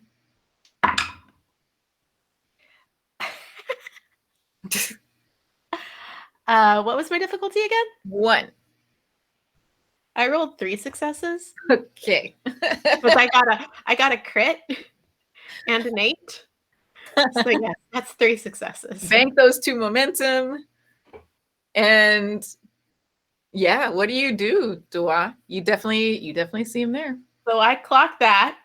I'm not, and actually we're going to fade out from that so that Quincy can have his turn, with Dawa just raising an eyebrow and pulling their head back in the escape chute for a moment. Oh, I love this. Okay. Also, in the pizza party, I'm taking money bets on all of this. I think I've given out the pretense of not being the captain at this point. Everyone knows. We all know. So I'm just taking cash bets and being like, the organizer of all of this. And I've also given full access to all of my security screens, so all of us are watching this occur. And you can hear half the back saying, "He's right there! He's right there! You can all see him." So that's kind of like, it's chaos down where we are. So I just looked this up. The Klingon money is, Talon? The Darsek, Darsek. I see Darsek. Okay. The Talon was a monetary unit of exchange within the Klingon Empire colonies. It was a gold-colored triangle-shaped coin with the emblem of the Klingon Empire on one side. It is not known what the exchange rate is with the primary Klingon currency. So you would use the Darsek probably because that's the primary Klingon currency. Doesn't say what it looks like in this quick little thing, but y'all are trading Darseks, putting Darseks down. I'm standing up on like a cargo container, like being a bookie, being like, all right, 2-1 on Dawa right now. He's obviously right there. And there's a board. Someone has set up a board so you can like keep track of all the bets. And then someone has also hauled in all these like monitors so you can watch all the different, you've plugged in your security code, your like highest security command code of all the security cameras on the ship. And you're just watching this. It's now a sports, like a betting lounge in Vegas. That's what this is. It's super fun. Yeah. It sounds really fun. Okay. Now Ra'amyan. you have arrived at about you're coming up on where Omek should be. Let's say you're about 15 feet from where Omek actually is. You may not know that, but this is where Omek told you to meet him. You can see, just by looking, you do see that there's a door open, but from your angle, you can't see if anyone's standing in it or not. There's a door open like further ahead, 15 feet ahead of you.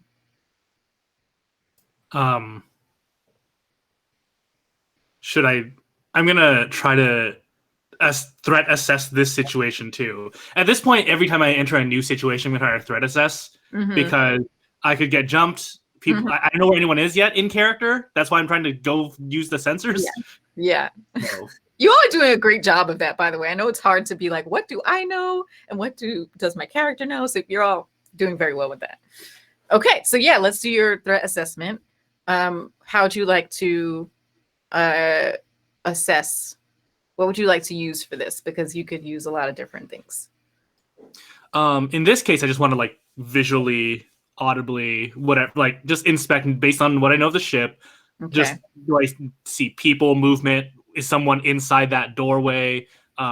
If even just like what would Omek be doing if he told me to meet him here, and then I didn't see him, etc. Yeah. So, okay. Let's do a straight perception insight command. All right. Difficulty is just 1. Okay. Yeah. Plus my focus and threat assessment. Wonderful. Ooh. Command. 4 successes off of a double crit. Whoa! Dang, y'all have a lot of momentum. Yeah, we're in overflow right now for sure. Like, wow. Okay. How much do we have right now? I think we have at least 5 in overflow. 6 plus the 2 is what I have. Okay, so we have maxed 2 in out overflow. plus 2 more if you have the 3 beyond my difficulty 1. Yeah, so we have 8 momentum right now. Okay. So we could start using some of that overflow for like asking additional questions. You can use your momentum overflow to create advantages, obtain information, create a problem, and create an opportunity. Those are the ways you can use it. The overflow, you'd have to use it right away. Yeah, so we have 2, right? I mean, we have 2 overflow that I need to use right away. And then it costs 2 for advantage or whatever, right? Mm-hmm. I guess first basic thing is like that roll. What do I get with just the roll alone, which is not successful? Okay, so yes, you look down the hallway, you see that open door, and then just to the left of the open door, so closer towards you, you see the shape of a person kind of jutting out. And it's almost an optical illusion. You're not even sure what you're seeing at first, but it's definitely a person. And you realize that, that's Omek. Omek is doing the hunter thing and just camouflaging. And you met that success. So I would say,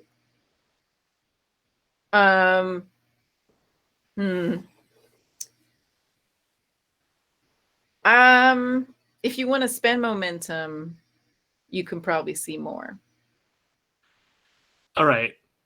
What I want to accomplish total is not only see Dewa, but also get everyone on the same page now, so that we don't all just triple knock out each other and let Kotar just chill his way to victory. All right. So the 2 overflow. Let's say you spend that. Actually, you only need to spend 1 for extra questions, right? To obtain information. Let's see. Yeah. Each point of momentum spent can be used to ask the game master a single question. You can spend 1 momentum now. You see Dewa. You see Dewa in the doorway, just kind of there, just like the edge of the front or their arm, and you recognize them. So that's 1. And then the second overflow, you're going to need to spend 2 momentum to create an advantage for to coordinate everyone. So that's probably like the 2 overflow plus 1 momentum spend. Okay, I'm going to do that too. All right. So we're back down to 5. Cool. And then I say, we're all hiding in plain sight, and it would be a shame for all of us to then lose to each other all in plain sight. Handing an easy victory to Kotar. Kotar is more than able to earn his victory. Let us not hand it to him on a silver platter as if it were a freshly slain Targ. Does anybody not see these tribbles? Sorry, what? Does anybody not see these tribbles? I'm surprised that no They one don't- in security has They ever. don't smell like anything. That So- might have been. They're not real. They don't smell. Yeah, so some just, people who are not in the heart of this competition have come across them and been frightened and been like, what's that? But they tripped up, they slowed down Ra'amyan just for a second, but otherwise, yeah, they haven't caused like a big security issue because they're not alive and they're not replicating. Oh, I guess the reason why I brought that up is because I'm trying to set up a trap so that Kotar can try to see what's going on. That's why. Unfortunately, I would imagine that if life forms were suddenly detected, the ship would have set off some sort of alert. And since they are not alive, that did not happen. Are you're talking to each other in character? Yeah, Dawa is like, they still haven't come out of the elevator shaft, but they're not an idiot. They're just like, they also, I think, deep down couldn't care less about this competition. So they're sort of like, I mean, I'm cool with watching you and Qatar duke it out, if that's what you want. I second that. I'm Ra'amyan. going to make an announcement as well, watching all of this play out, because the money is reaching ridiculous proportions down in the gambling den. So I'm going to make a general announcement of, y'all, we got to wrap this up in the next 20 minutes, or else it's going to be a free-for-all. So for the next 20 minutes, it's limited to senior officers, or else anyone's going to be able to be second command if y'all don't get each other painted up. No more hiding in shadows. Come out and confront each other. I just say, if I were to win this first officership, it would not be merely through combat. That in and of itself is expected of every Klingon warrior. I want you to know that if I get this, it is because I can command my crew and to serve the captain, but to stand for the crew. So it is not merely for me to fight and honestly likely lose to Kotar single-handedly. I want us to either act as a unit, or we can simply call this entire thing off because, frankly, if any one of us goes one-on-one against Kotar, none of us will win. In traditional battle, he is unmatched. So I say that the next natural step is to simply figure out where he is and what to do from there. If I know anything about the kind of person Kotar is, he's already on his way to claim his throne. As far as he's concerned, he's won. Well, what I'll do for you, Ra'amyan, is I'll actually be a decoy, and I will draw him out so that you don't have to fight him one-on-one. When we see him, of course, we won't be together, but when I see him and he sees me, and of course, he charges at me trying to attack me, then find your moment. Find your moment. Are you okay with that, Ra'amyan?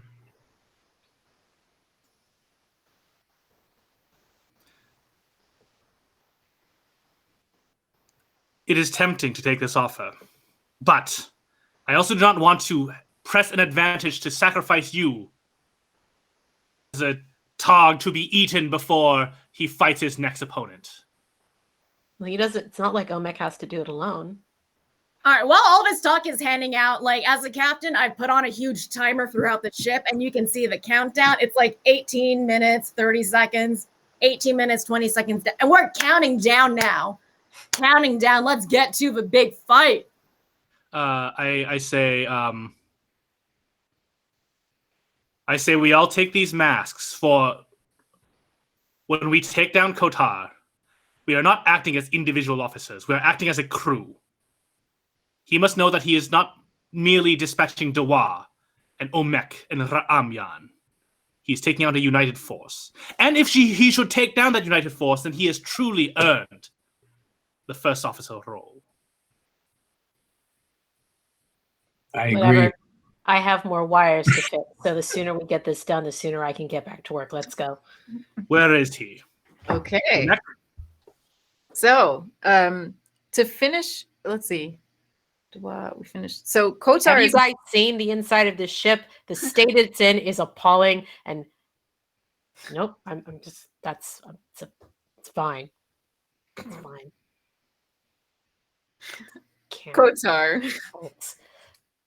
So Kotar, you're still in your catwalk. You haven't moved since last time, but your forces, your lookalikes, have stormed the bridge. 6 of them have stormed the bridge.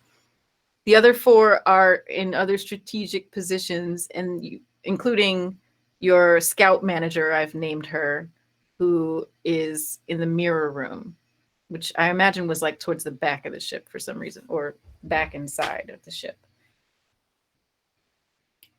Kotar, what would you like to do? Oh, and also I have a quick question for Ra'amyan. Was those messages were to whom exactly? Who heard that question? I have that. Wait, which messages? I guess You just gave. Was that to everybody, or was that just to the people you're colluding with?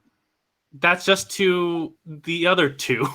Okay. To Dawa and Omek, and I guess one of my honor guard because he's there too. All right, got it. Just wanted to clarify. Okay, Kotar. All right. I will say this. Your scout manager has heard back from I think there's now 3 of your lookalikes that are like random floaters, and they have been hearing, they've been tracking some things. They saw Ra'amyan go down a corridor, so they now do know where Ra'amyan is headed, but they haven't seen the other 2. And so you're getting this, and yes, the mask. They now know that there's multiple Ra'amyans with masks on. So you know all of that at this point. Okay. Then I want to put on the comms, and I'm going to play a pre-recorded song, and it's basically the Freddie song, and it's 1, 2, Kotar's coming for you. 3, 4, lock your door. It's going through the thing, and I go, stop with all the playing and the trivial. If you want to find me, turn on the beacons. If you think you deserve to be the XO, come take it from my hands. And then I drop the pin of where I'm at. And then and I want to spend 2 momentum to give myself the advantage of the mirror room. And I want to be all the reflections that look like me, and those 4 that were just floating, they're back here, and they're in the mirror room as well. And so whoever comes to get this work is going to be confused by said mirrors and decoys. Are you staying in the catwalk, or are you also going to the mirror? No, I'm climbing down to the mirror room. Got it. And then I'm also telling my the ones that are in the bridge to come in the hallway of the mirror room. So like in the mirror room, they're on the hallway. So you got to beat them before you get to the thing. It's like a video game. If you want to do this, come do this. So you got to come beat everybody that's there and then get into the mirror room. And then who's Bruce Lee? Let's see. And then that's how we're going to play. Dawa, when they hear that kind of look, poke their head back out of the escape hatch. I'll take the long way. They go back into their crawl space. Okay. All right. So there's the cargo bay that your mirror room is in is on deck 4. Boop, boop, boop, boop. Deck 4. Number 3 on deck 4. Okay, yeah, that's what I was thinking. So, I can't really say. Okay, so on the body, I'm the bridge here. Here's that corridor. Here's where the 3 of you are hanging out about here. I have to stand up. The cargo. Oh, okay. I keep disappearing. The cargo bay is a boob. It's my left boob. Okay. So it's the flank, I should say, on the bird. It's a little further down. It's about midway. Too late. The audience has already quoted the first. It's the boob. It's I don't know why you can't change it. It's like under the. It's under boob. It's under the boob because it's a little Even lower. better. Even better. PG-13 boob. It's I'm under. afraid of any art that's going to come out of this. Oh gosh, please be respectful, everybody. Amyan, I'm getting a ping. It appears to be from the left boob of some sort. We can make our way there. I think that's where Kotar is. Should we go? He is taunting us with what I believe to be the human song Mambo number 5. It begins with counting and it has a rhythm. I believe it is Mambo number 5. Amyan, you're so good at your American 20th century pop culture. It was required elective course at the First Cities Academy. Should we head over there now? Let's go. Let's go. And then I also count all my honor guard to converge on that position. All right, great. You send the message. They meet you there.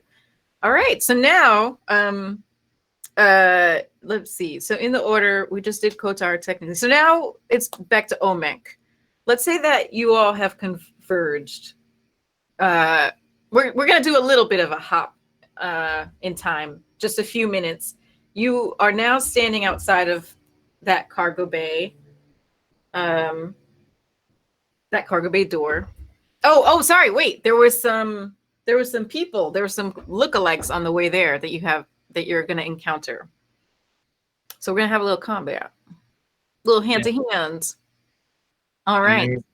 They're standing guard, and they don't notice me coming up, and so I throw one of the tribbles that I had from the replicator across their way as a distraction, and they look and they're like, what was that? And then I come from the other direction and slice off their Achilles. I will give you that. I will not make you roll for the stealth with the tribble just because you're using a tribble for stealth. I'm just gonna give you that. Trying to incorporate it all. How many people does he get to kill with that ridiculous move? Nobody's gonna die. Okay, so I will have you roll for slicing Achilles of warriors. Okay. Gonna be opposed. Daring fitness. No, sorry, wait. Wrong things. Fitness security. Fitness security. No, actually, I will make you roll daring security. They're gonna do fitness security. Okay. So you daring security.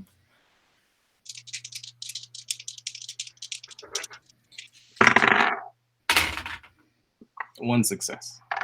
Oh, was there a difficulty? I'm sorry. Well, you got a bit of an advantage from that triple throwing. The difficulty, I already forgot. Don't tell me again what you got because I already forgot, which is good. You're trying to slit some Achilles. Difficulty's 2. What did you get? I only got 1. You got 1. Okay. And they got 2. So they were successfully distracted by your tribble play, but they are also security officers, Beck warriors, under the training of one Kotar. So they're pretty sharp. And just as you're reaching down with your blade to slice them at that ankle, they, one of them whips around and catches you off guard. You go for it, so you kind of just fall and miss, lose your balance. So no Achilles slitting on that round. Ra'amyan, you're up. So what's the situation? So Omek has he successfully distracted them, but then he brought attention to himself by trying to slit their ankles, their Achilles heel. So now the 3 of them there's 3 of them, and they're aware of your presence. They haven't made a move though yet. Are any of my honor guard there? Oh yeah, yes. Let's say yes, they have converged. Can Can I also mention that 10 minutes have elapsed and there's 10 minutes left now in my timer that I have created for this. Thank you, Adaj. Yeah. So And there's also- like 10 minutes on the monitors all around they've been projected onto the displays all along the ship's interior. I was Oh, I'm sorry. Go ahead. I was gonna say, this is a matter of officers to see who is your first. You can stand down now and allow this to play out. Or you can take us all on. All of us. And then I also have the other one step out. You may stop the real one of us. You may stop merely other Honor Guard members. It will be a glorious fight, I will guarantee you that. Or you can step down now and allow honorable officers to take each other on directly without any of this chess play. For we are Klingons, not Vulcans playing 3D chess or Calto. And that's my attempt to persuade them to stand down so we can just go through. Go ahead and roll for that. I will take at least... what's the difficulty? It's going to be a little bit difficult because they're under orders from Kotar. So I would say difficulty 3. Great. I not only have persuasion, but I also have defuse the tension. Yes. What does that do again? It allows me to add a bonus d20 to my dice pool if I need to persuade them to not use violence. Beautiful. Beautiful. So that's 3, and then I will use 1 to add to make it up to 4. All right, and then let's make this your presence command. Great. You charming mofo, you. I ain't gonna get to him just by rolling fight rolls the whole time. All right, that's 1. That doesn't count. 2, 3. I get exactly 3. Beautiful. It's 1 plus 1 crit. Okay. So they hear you. They also they look around, they see your honor guard, and they see that they're outnumbered at this point. What happened to my 7 that I brought from the bridge? Where are they at? They're still at the bridge. You didn't. I did. I said I want to spend 2 to bring them. I said I want to spend 2 to have advantage to bring them. But that's fine. It's Bring okay. all of them? I thought you meant anybody who comes. 4. Oh, maybe I missed it. I thought you said the 4 were going to be in the mirror room. The 4 that were floating. I Oh, wanted them in the mirror room with me, but I wanted the bridge people to be in the hallway. So I wanted the 7 were in the bridge to be in the hallway. okay. So he still did win the roll though. So Yeah. Okay. So thank you though. They're not outnumbered. They're actually evenly matched then because there were 6 on the bridge. 6 of Kotar's people. They're about evenly matched. 6 of Kotar's people and 8 of Ra'amyan's. So not as outnumbered, but still slightly. Okay. But he still won the roll. So he still convinced your people. That's fine. He still convinced your people. What's going to happen, though, is the scout manager is now here. And she gets you on comms, Kotar. And let me give her a name real quick. Her name is Baor. Baor gets you on comm. And she says, Lieutenant,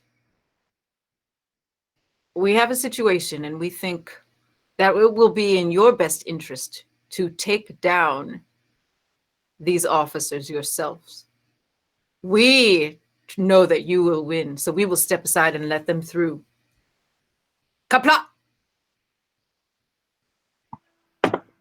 Kapla. I do not believe it. Ra'amyan, when it comes to battle, is not the bravest, but send them through. We shall see. We shall see. Mm-hmm. All right, so they step aside. And next up is Dawa. Okay, so Dawa has been crawling through the crawl spaces. They know where they're going. They want to be positioned in a crawl space just above the mirror room. And they want to pop open. They want to pop open something like a panel in the ceiling, because what they're gonna do is something stupid. Is drop down on drop down on Qatar's head so they can cut off one of his locks. Okay. Great. Hey, How challenge. do you know who I am? Well, that's the thing is they don't know what they're walking into. Like Dua, I have a specific value for Dua, which is why they act this way. I'm just so Okay. Do you want to use that value for this roll, or I most likely will burn that value for this roll. all right? Yeah. I'm gonna set the difficulty at. I mean, this is pretty intense. There's lots here. There's this. I'm gonna have you roll just one thing for all of it. So That's there's fine. stealth aspect. There's finding the right panel to drop down on. There's actually landing on Kotar, and cutting off a lock. Yeah. That's 4. That's difficulty 4. Sweet. Okay. I'm gonna go ahead and buy a die, Okay. and then I'm going to burn the value. Okay. I do not need to see to leap. Well, that's pretty perfect. So Do we only that have gives one me more? an automatic crit. Okay. So I go ahead. What- What? Go ahead and roll. What were you saying? Do we only have one momentum left? 2? Oh, How's that? Okay, we have- That's bad if we all got different counts. Everybody said a different number. That's all. I feel like there's a nice average in there. maybe So we had- average. So we had 6, right? And then you used 2 to give yourself advantage. So Yeah. we're down to You 4. used one, 4. And then I used 1, so we're down to 3. Then Dawa just used 1, so we're down to 2. so we are at 2. Okay. Okay, that's what I had. All right, I was All just right, here we go. Oh, did I tell you what you're? What are you rolling? Yeah, I'm rolling a 4 difficulty. Oh, but what? But you didn't tell me what I'm rolling now. Got it. Yeah. Okay. Blah, blah, blah. You are rolling. This is control security. I want actually no daring security. Okay, that's fine. Let's see how we do. Hacha. I rolled 2 successes on top of my crit, so I have 4 successes. All right, an even 4. You match that difficulty. You you managed to drop down on Kotar, and you specifically said, being a little stickler here, you didn't mention any paint or blades. You are just cutting off a lock of his hair, correct? I mean, the blade is already wet from when they previously did it for Omek. But yeah, they're just using their TikTok. They just want to cut off a lock. Is there paint on your TikTok? Yeah. Okay. How can I not post this? Like, what are we saying? Like, I mean, not only is it collusion, now just being attacked again. yeah, I probably should have. She's cutting your hair. There's no blood in your hair, so this doesn't. fulfill thank the you. criteria. Yeah, exactly. This isn't. Thank you. This isn't. This isn't- There's no attempt here to Yeah. leave any mark on you. This Okay. is very specifically blood and paint mixed Thank together in order to cancel something out of the competition. Correct. This is Okay. not about defeating you or knocking you. Like, they don't want to be a part of this. They just want the lock of your hair because that's what that's the challenge they took on. This is just the trophy. Okay, so you That dropped was down. the side that we all took earlier in the game. So Mm-hmm. All right, so Dawa, do you want to explain what happens? So they carefully pop the panel out from under, and then they look down into the mess that's happening in there and going, "You certainly understand overkill." And then they stick their legs down, drop from the ceiling. They're not trying to land on him, but their hand reaches out, grasps some of his hair, and slices across it with the TikTok, and then they just tuck and roll. You can reattach locks.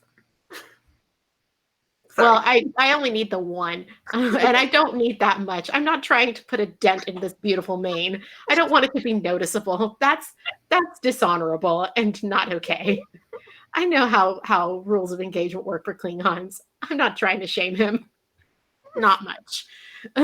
Okay, so yeah, you're successful. You get that. You get a few locks. Like I said, Goth can reattach locks. And also, I have to say that this is a point of honor for Dua. Like, they're the brand new person on the ship, and if they can say they managed to get the jump on the security officer, not in the attempt to take over his job, but just so they have their own bragging rights. That's what they do. You come down, you swoop down, you have this hair in your hand, and you land on both feet and just look around. Kotar, I'm guessing you probably whip around, but definitely all of your lookalikes in the mirror room also whip around and look just shocked. Kotar, you're actually next. Can I also interject? So I think it's like 5 minutes left on the timer so far. But down where I am, everyone has lost their minds at seeing this happen on the monitors. And everyone's going, "Whoa!" And just like hugging each other. And like people are just kissing each other on the mouth and just like, drinking blood wine and going crazy over this. Like we'd seen Dawa making their way down the tunnel, but like seeing this happen, everyone is losing their minds. Just as an intersection. Back to you guys over in the action room. And the moment he turns around and looks at Dawa drops their TikTok and opens their arms. Great. Okay, Kotar. I want to do one of those forearm handshakes to them. I'm like, yeah, well done. Well done. I knew I liked you. I knew I liked you. And then Dawa like hops back up in the thing and takes up. And then you're going to let me go?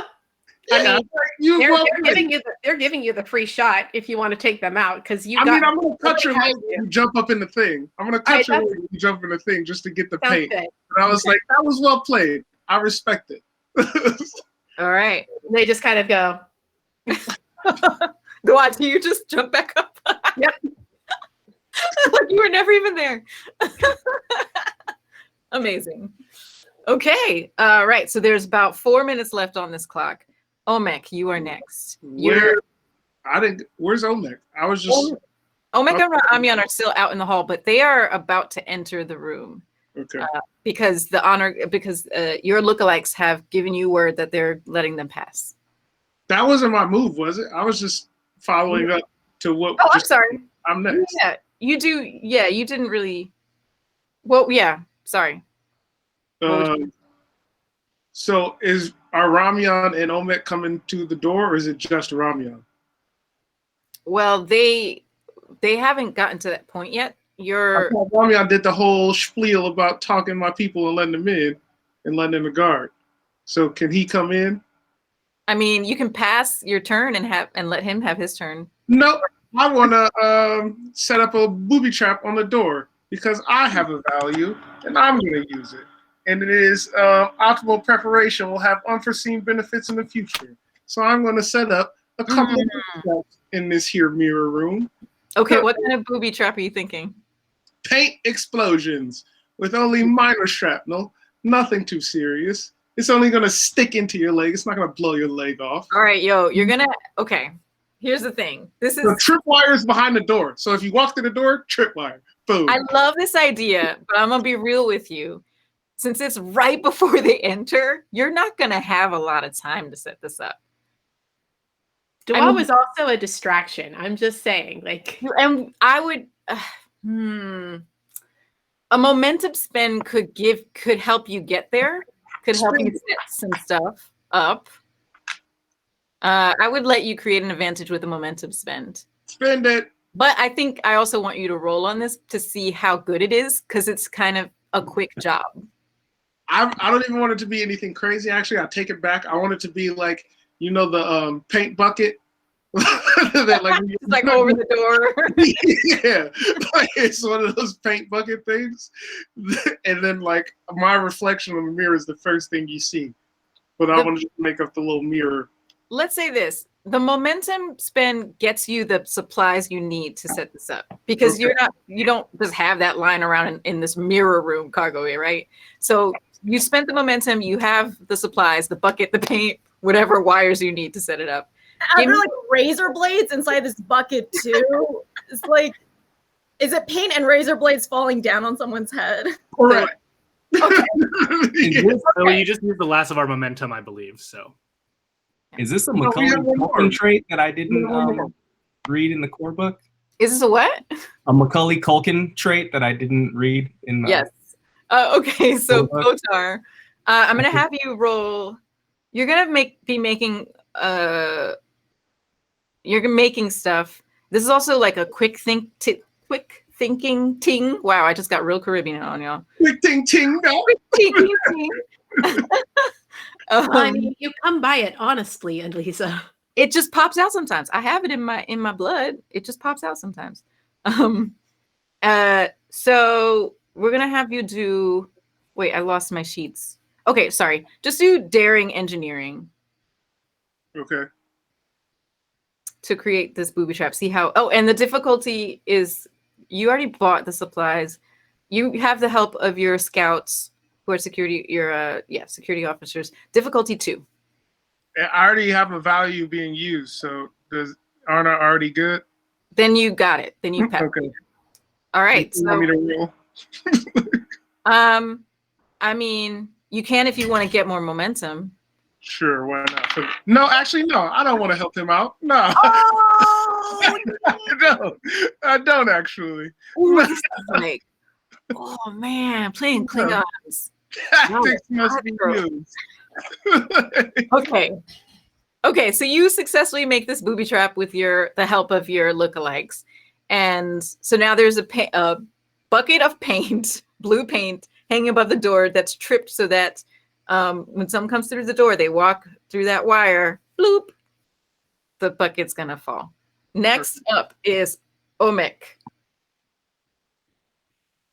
Yes. So I walk into the room and I yell, Kotar! Kotar! Come out. Wherever you are, Kotar. Where are you, Kotar? If you're just straight walking into the room, then you're gonna trip that wire. Oh, yeah, I walked in. Damn. Okay. Yeah. It's all good. I mean, you're not out yet. So you trip that wire.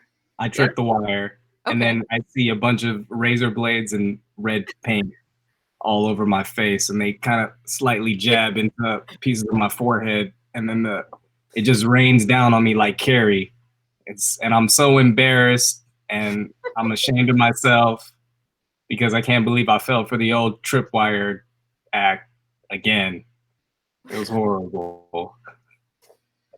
Were there razor blades in that bucket? Was that for sure? Okay. That's what Dodge said. Yeah, Dodge said that too. Yeah. Okay. I mean, it stings a little bit. It's not like nothing lethal, you know. It hurts. It just burns. Yeah, it just burns. We've got hard foreheads. You're good. Yeah. Okay. And so I wave the white flag or tap out, saying I'm done. I'm going to the medical bay to go. Uh-oh. We've just ended up in exactly the situation that Ra'amyan did not want. Oh, no. Oh, dear. Well, Omek, yes, you turn and you leave and you go to the medical bay. Yes. I imagine yeah, probably pat him on the shoulder. Carefully, don't get painted. He's covered in blue paint, by the way. It's blue paint that we're signifying as the color. Right. Just FYI, yeah. Yes. So you're blue with a little bit of blood seeping out. I see this, so I'll rush to the med bay to make sure you're patched up and also kind of like scold you a little bit more about not being so obvious with all of your hunting techniques. Because we talked about this before. Did you not see my metal suit? I was a wall for a long time. Nobody walked in there, man. What am I supposed to do? I'll see you in sick bay. Okay. That's where Omek is heading, and now Adash is also heading to sick bay. Ra'amyan, moment of truth. What I'm going to do is that I have the value, the honor of my compatriots is my honor. Defend theirs as your own. And I will go in, collect whatever's left of the bucket of paint and razors, and go, you are not my enemy, Kotar. I merely understand that you are the toughest and the bravest warrior on this ship. And so what I do now is not to insult you, but to know and demonstrate that if we fall as warriors, we fall together. And I will use that value to create an advantage to put the paint and the blades, throw it in the air so that they can fall on both of us. Oh, snap. Yeah, you do that. So now you both have blue paint spatters and tiny cuts from the razor blades on both of you. Well, God damn it. I mean, yeah, I think we're either out of combat or Kotar, you're the only other person left in the room, so your turn. Did he actually get me, or was it the glass? Because he set off my booby trap. I'm still hidden. So how did he hit me with these razor blades? So okay, let's talk. Let me think through this. I was imagining you were. I did buy that with a value, mind you. I didn't just take it as an action. Yeah. I spent a value to use to create the advantage. Hey! I'm just talking logic here, okay? I'm just saying. He succeeded with that value. So I'm just thinking through, and it makes sense because, I mean, I was imagining you did help set up that booby trap. So you probably would have been like close to the door. And it only takes a second for someone who knows your face really well to recognize you in a crowd of people with a similar wig as you on. So, yeah, he got you. Well, all right, damn. All right, Eddins, we all lost. I don't know what you want here. Like everybody technically won, so nobody won. The worst case scenario happened. This is the worst. I set up a competition to find the XO. You've all been taken now. I'm jogging to sickbay, watching this happen on my monitors floating against the wall. And it's just, I'm embarrassed for all of you. Penance, all of you. Punishments for all of you. Disappointment across the board. Very sad. No one is going to be XO now. That's what happened. No XO aboard this ship.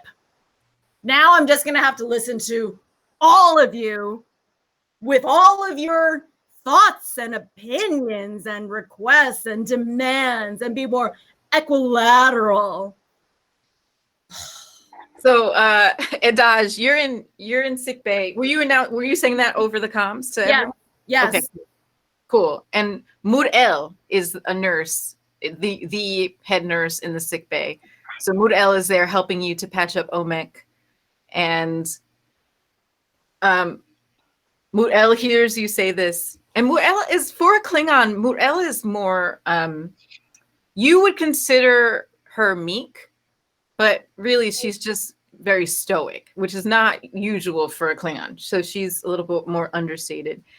And she says, I might offer you that your senior officers have demonstrated exactly their strengths in this contest.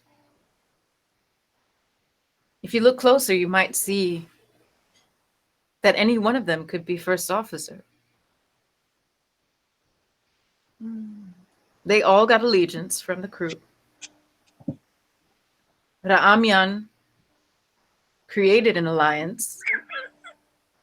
Kotar created a force and illusions and deception. You have your pick. Whoever you pick is going to be a fine first officer.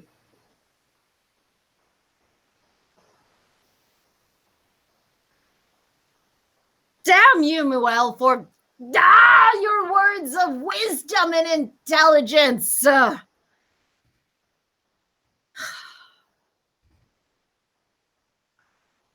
sit there on a bed thinking, with my tic-tac tapping it against my forehead, as I wait for all of my senior officers to come in through the sick bay.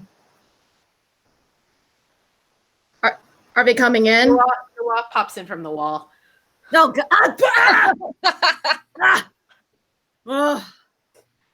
And I see them have, like, the three of them covered in paint and razor blade cuts, Dawa popping out of a panel. And I'm afraid I've got a little bit of blood on the wires. I see now that I have no single exo. What I have are 4 exos in front of me now. I will be taking all of your words into my strict confidence and making you all leaders aboard this ship. You all have your own factions. I hope that you all take this time to think on where your power lies and how you complement each other. All the same, I'm disappointed in all of you. Tomorrow morning, you report to me and we're going to have a fight. Because no one actually fought on board this ship for this battle. You all just threw paint at each other. Disappointment all around. You did make the rules. Ugh. I throw my hands up in the air and I'm going to leave the sick bay so that it's just the 4 of them all there with the nurse. Okay. Okay, so now that officially ends this battle royale competition. You all are in sick bay. You get cleaned up. You know, it was pretty simple, you know, cleaning off the paint and just putting little bandages all over the cuts that you may have. And so, yeah, we're out of the battle royale. Let's skip ahead a bit. Let's say actually a good amount of time has passed on this long journey. I want to say a few weeks have passed. And you all, in the wake of this battle royale that just kind of rippled throughout the ship, it got everyone riled up in so many different ways. So exciting, so interesting to watch this unfold. People have, it's at that point after an event where it's kind of like left the greater ship's minds that happened. But you all remember the impact of it and what it means. That now you're all first officers, basically. And you're all being called upon by your commander to step up and take very strong leadership roles in your own specific strengths. So you've had time to kind of also visit with your departments. These 3 weeks, you've shored up your strengths in your departments. You've met with Commander Eddins plenty of times to kind of take this time to re-strategize how the ship runs and who reports to whom. You all basically report to Eddins. And then also shore up who's next in line for you, who's working under you, and how does that all work. So this time has been like kind of the HR time on a Klingon ship, as much as that can exist. And it does exist. They have to do some HR. And now you're more than halfway through this trip to Konosh. And I will say, stepping out of the narrative for a second, the next session you will arrive at Konosh. So we have a sliver of time to just kind of touch upon what are some things that each of you is doing in preparation for your trip to Konosh. Well, I actually wanted to take one of Kotar's dreads, one that Dua took, and I wanted to bronze it and maybe encase it in something so that they can have something as a reminder of the tournament that we had. And I gift it to them. Give it to Dua or to Dua? So when Dua receives this gift from Omek, they kind of look at it and say, I'm not entirely sure why people say you have no social skills. I would say this is a clear sign that you're better at interacting with people than you think. And take it from somebody who didn't spend a whole heck of a lot of time with other Klingons or people in general. It's nice to have a friend on the ship. You as well. They kind of put their hand forward and clasp it with Omek's. Yeah. That was the tightest drag I've ever heard.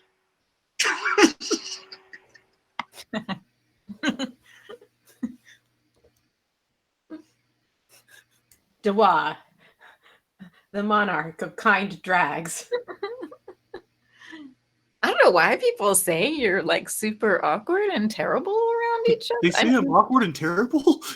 No, I mean, I don't know why they say that. I don't. And it sounds like Security. I'm gonna need security because I'm really insecure. Security, where are you? I'm very insecure. By the way, this cat tried to nearly devour my entire arm a few minutes ago, and it hurt a lot. But that's all. Oh no! So now the cat's exo, great. He's very, very naughty. This cat. Oh no! What are the rest of you doing? I like to do two things. One is I go to Kotar and I say, I meet up with Kotar and I go,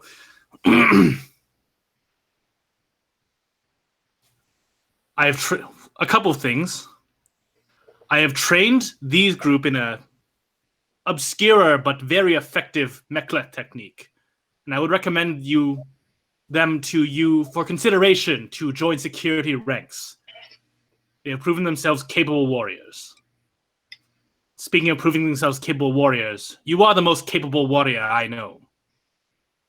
And I wish to train with you on a more regular basis so that the next time we are in the field and not at each other's throats, that I will be as fierce and as brave as yourself, so that none of the enemies of the Empire or the enemies of the Borku will be able to stand against me, or more importantly, stand against us.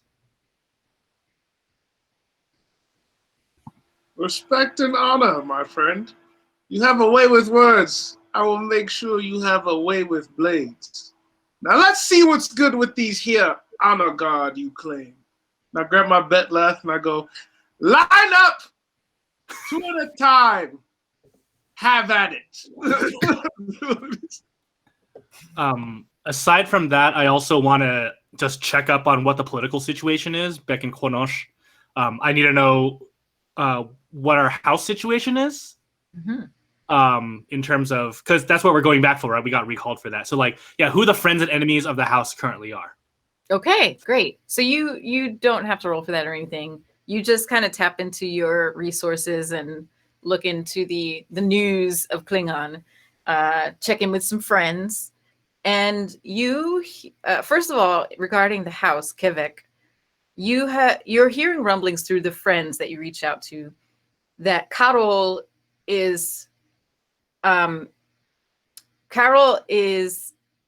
she's recalled you because she doesn't know, she feels like she doesn't know you and she just wants to get a good look at you all and make sure you are the people who should be in command of the Borku in the absence of her sister. So that's number one. And there's an energy to it that your friend's report is kind of strange. Carol seems kind of like worked up about it, like puffed up chest gorilla about it. Like it's not a chill energy. And then in terms of enemies of the house, there are people who are jealous of the accomplishments that Kevek and the Borku specifically have had, being a new house, being a young house, being a house that came from an agriculture family and caste. There are some people who are like look down on you all still, on the House of Kevek still. But then there are some higher ups. There are some more powerful houses that have their eye on you. So it's kind of a mixture. Kevek hasn't established itself completely, but it's not as much of an underdog as it was when you left Konosh several months ago. And then politically, there's, the typical Klingon inner workings and small bickerings. There's nothing major going on that you publicly would know of.